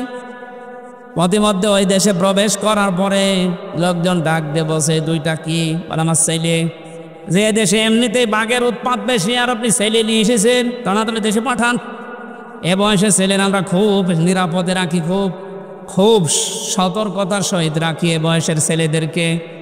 আবু লাহাব ডাক দিয়ে বলছে, ঠিক আছে, এখন তো নিয়ে যাওয়া সম্ভব না, আজকের রাতটা যাক। মাসা বানিয়েছে উপরে, ছেলেদেরকে উপর তালায় দিয়েছে আর নিচে ও পাহারা দিচ্ছে বসে বসে মানুষকে দিয়ে, নিজেও। ঠিক নবীজির এই বরদোয়া রাতের বেলা আল্লাহ পাক দুইটা বাঘ পাঠিয়ে দিয়েছেন। প্রথমে এসে আবু লাহাবের এবং ওর যে পাহারাদার ছিল তাদের মুখ শুকেছে, দেখে না। এক লাফে উপরে গিয়ে দেখে দুইটা ছেলে ঘুমিয়ে আছে, বুক চিরে রক্ত পান করে যখন বেরিয়ে যাচ্ছে। আবু লাহাব তখন তাকিয়ে দেখছে যে যা, সব শেষ। নবীজি যা বলেছিলেন যে দুইটা বাঘ আল্লাহ পাঠাও তোমার পক্ষ থেকে, দুইটা কুকুর পাঠাও, ঠিক আল্লাহ তাই পাঠিয়ে ধ্বংস করে দিয়েছে। ১,৫০০ বছর হয়ে গেল, এখন আর আবুল আহাব নেই, আবুল আহাবের স্ত্রী নেই, কিন্তু তার পেতাত্তারা আছে, তার আত্মীয় স্বজন আছে। নবীর আদর্শ যারা মেনে চলে, নবীর উত্তরাধিকারা যারা, নবীর ওয়ারিস যারা, নায়েবে রাসূল যারা, তাদেরকে আপনি যা করছেন এদের বরদুয়া কোনো কাজে লাগবে না বলে কি মনে হয় আপনার? কোরআনের পাখি যা যা বলেছিল জীবনে আমরা তো দেখছি সব একটা একটা করে মিলে যাচ্ছে। উনি বলেছিলেন জালেমদেরকে, দেশে ইঁদুরের গর্ত তোমরা পাবে না, ঠিক পাচ্ছে না, ইঁদুরের গর্তে জায়গা আছে ওদের। বলেছিলেন যে এই দেশে নাড়া দেওয়া হবে, দিল্লি মামুগা বাড়ি গিয়ে পড়বা, একেবারে তাই পড়িস। ৩ নাম্বার, ওনার একটা স্বপ্নের কথা মাঝে মাঝে বলতেন, এই দেশে জালেমদের নাকের উপরে কোরআনের পতাকা পতপত করে উঠবে। এই স্বপ্ন বাস্তবায়ন হবে ইনশাআল্লাহ। আবুল আহাব বাড়িতে আসলেন, প্লেগ রোগ দেখা দিল তার শরীরে। আল্লাহ রাব্বুল আলামিন এত কঠিন ভয়ঙ্কর রোগ তাকে দিয়েছিল, তার কাছে যে যায় তার এই রোগ হয়। শেষ পর্যন্ত ধুকে ধুকে মারা যায়, পড়েছিল, পচে গলে দুর্গন্ধ বের হচ্ছিল। আশপাশের লোক এসে তার আত্মীয় স্বজন যারা আছে তাদেরকে ডাক দিয়ে বলছে, আপনারা কি মানুষ? নিজের বাবা নিজের আত্মীয় মরে পড়ে আছে, পচে গলে দুর্গন্ধ বের হয়, আপনারা মাটি দেন না। তখন ডম বা মসি যাদেরকে বলা হয়, এরকম মানুষ, আফ্রিকার কালো মানুষদেরকে ডাক দিয়ে দূরে গর্ধ করে বাঁশ দিয়ে ঠেলা দিয়ে লাশ ওখানে দিয়ে এরপরে পাথর দূর থেকে নিক্ষেপ করে করে ওরে মাটি দিয়েছে। আল্লাহ রাব্বুল আলামিন এটাই জানাতে চেয়েছেন, আমি ওকে এমন কঠিন ভয়ঙ্কর শাস্তির ভেতরে ফেলেছিলাম, নবীর বিরুদ্ধে, নবীর ওয়ারিসদের বিরুদ্ধে কিয়ামত পর্যন্ত যারা অবস্থান নেবে জমিনে, আমার আল্লাহ তাদেরকে ঠিক এইরকম অপমান করে বিদায় দেবেন। হাম্মালাতাল হাতাব ফি জিদিহা হাবলুম মিন মাসাদ, এই মহিলার নামে আল্লাহ এই 2টা আয়াত নাজিল করলেন। এই কারণে পৃথিবীতে যত মহিলা নবীকে কষ্ট দিয়েছে তার ভেতরে এই মহিলা 1 নাম্বার। এত বেশি কষ্ট দিত নবীকে, তার স্বামীকে সাহায্য করে করে, যেখানেই নবীজি দাওয়াত দিত সে তার স্বামীকে নিয়ে বলতো, ওই পাগলের কথা শুনবা না। লোকজন এসে বলতো, আমরা তো পরিচিত না, পাগল বলেন কে এই লোকটা, আপনারা কে? তখন পরিচয় দিত, এইটা ওর চাচা আর আমি ওর চাচি। জোরে বলেন নাউজুবিল্লাহ। বিশ্বনবী সবচাইতে বেশি কষ্ট পেয়েছিলেন এই 2 জনের দ্বারা ইসলাম প্রচার করতে গিয়ে। এই জন্য আল্লাহ আবু সেহেলের নামে কোরআনে আবু সেহেল নামে কোনো সূরা দেয়নি। আছে সূরা আলাকের ভেতরে আবু সেহেলের নামে একটা সূরা, একটা আয়াত আছে শুধু। আর এই লোকটার এখানে এর বর চরিত্র এত খারাপ ছিল, এত কষ্ট নবীকে দিয়েছে, আল্লাহ নিজে তাদের নামে আয়াত নাজিল করে না, শুধু পুরা সূরাটাই নাজিল করে দিয়েছে। আমাদের শিক্ষা নেওয়া লাগবে, আগামী পৃথিবীতে বিশ্ব নবীর নামে কোনো উল্টাপাল্টা কথা যেন কেউ না বলে। নবী তো নেই, নবীর ওয়ারিসরা আছে, কথা বলেন না কেন? নবীর এই ওয়ারিসদের বিরুদ্ধে যারা আজ মৌলবাদ ছড়াচ্ছেন, আপনাদেরকে আমরা সাবধান করেছি, আর কোনোদিন এই শব্দ দিয়ে নবীর ওয়ারিসদেরকে গালি দেবেন না। আপনারা কেন দিচ্ছেন আমরা জানি, আপনারা দাদাদের ফাঁদে পা দিয়েছেন। ওরা ফাঁদে পা দিয়ে যদি 15 বছর এত গমখম করতে পারে, আবার যদি ফাঁদে পা দেওয়ার চেষ্টা করেন, এদেশের যারা সাধারণ মানুষ আপনাদেরকে সাপোর্ট করে, যদি একবার বুঝে ফেলে যে আপনারাও দাদাদের দাসর দালাল, একবারে জালেমদের মতো আপনাদেরও বিদায় করবে ঝাঁটিয়ে। আল্লাহ আশা করে আমাদেরকে সম্মতি দেবেন, বলেন আমিন। বুখারী শরীফের একটা হাদিস পড়েছিলাম, মান রাআ মিনকুম মুনকারান, যে ব্যক্তি দেখে কোনো অন্যায় কাজ তার সামনে হচ্ছে, শরীয়ত বিরোধী, ইসলাম বিরোধী কাজ, তার ইমানের প্রথম দাবি হচ্ছে সে যেন হাতের দ্বারা বন্ধ করে দেয়। হাত মানে শুধু এই হাত না, ক্ষমতার, পাওয়ারের, টাকা পয়সার, প্রভাব প্রতিপত্তির। সুতরাং এখন যেহেতু উন্মুক্ত দুনিয়া, এদেশে কোনো অন্যায় কাজ যদি দেখেন শরীয়ত বিরোধী, এটা ইসলাম বিরোধী, মানবতা বিরোধী, সে যেই হোক, আমাদের যতটুকু যার হাত আছে, ক্ষমতা আছে, টাকা পয়সা আছে, প্রভাব প্রতিপত্তি আছে, ইমানের প্রথম দাবি ওইটা দিয়ে বাধা দেওয়া। কেউ যদি বলে না আমি ওর ভেতরে নেই, আমি লা ইলাহা ইল্লাল্লাহ কাউকে কিছু বলি না, ওটা মুনাফিক। এটা ঈমানের প্রথম দাবি। দ্বিতীয় নম্বরে যদি হাতের দ্বারা কাজ না হয়, নবীজি বলেন সে যেন প্রতিবাদ করে মুখে, যেটা এখন আমরা অধিকাংশ মানুষ করছি। এটা জারি রাখা লাগবে জালেমদের বিরুদ্ধে। কোন জালেম যেন কিয়ামতের আগে চেয়ার বসতে না পারে। জালেমদের তালিকা করে করে মোড়ে মোড়ে দোকানে দোকানে টাঙিয়ে দেন। কোন জালেম যেন আর মাথা উঁচু করে দাঁড়াতে না পারে। কথা বলেন। এটাও যদি আমরা না পারি, শেষ পর্যন্ত অন্যায় দেখে যেন অন্তত ঘৃণা করি, অন্তর দিয়ে আর এটা চেষ্টা করি কি করে এটা বন্ধ করা যায়। যালিকা আদাফুল ঈমান, নবীজি বলেন এটা ঈমানের একেবারে সর্বনিম্ন পর্যায়। এইটাও যদি না থাকে বুঝবা তোমার ঈমান নেই, তুমি একটা বেঈমান। আল্লাহ আমাদেরকে যেন বেঈমানের খাতায় নিয়ে না যায়। ঈমানের এই তিনটা স্তরের যে স্তরে আমরা পারি, প্রথমটা পারলে তো ফার্স্ট ক্লাস, দ্বিতীয়টা পারলে সেকেন্ড ক্লাস, শেষেরটা পারলে থার্ড ক্লাস। অন্তত যে কোনো একটাই তো থাকতে পারি নাকি? আজকের এই কাজটা যেহেতু একটা ভালো কাজ, কোরআন প্রচারের কাজ, তাআওয়ানু আলাল বিররি ওয়াত তাকওয়া, ভালো কাজে একে অন্যকে সাহায্য করো।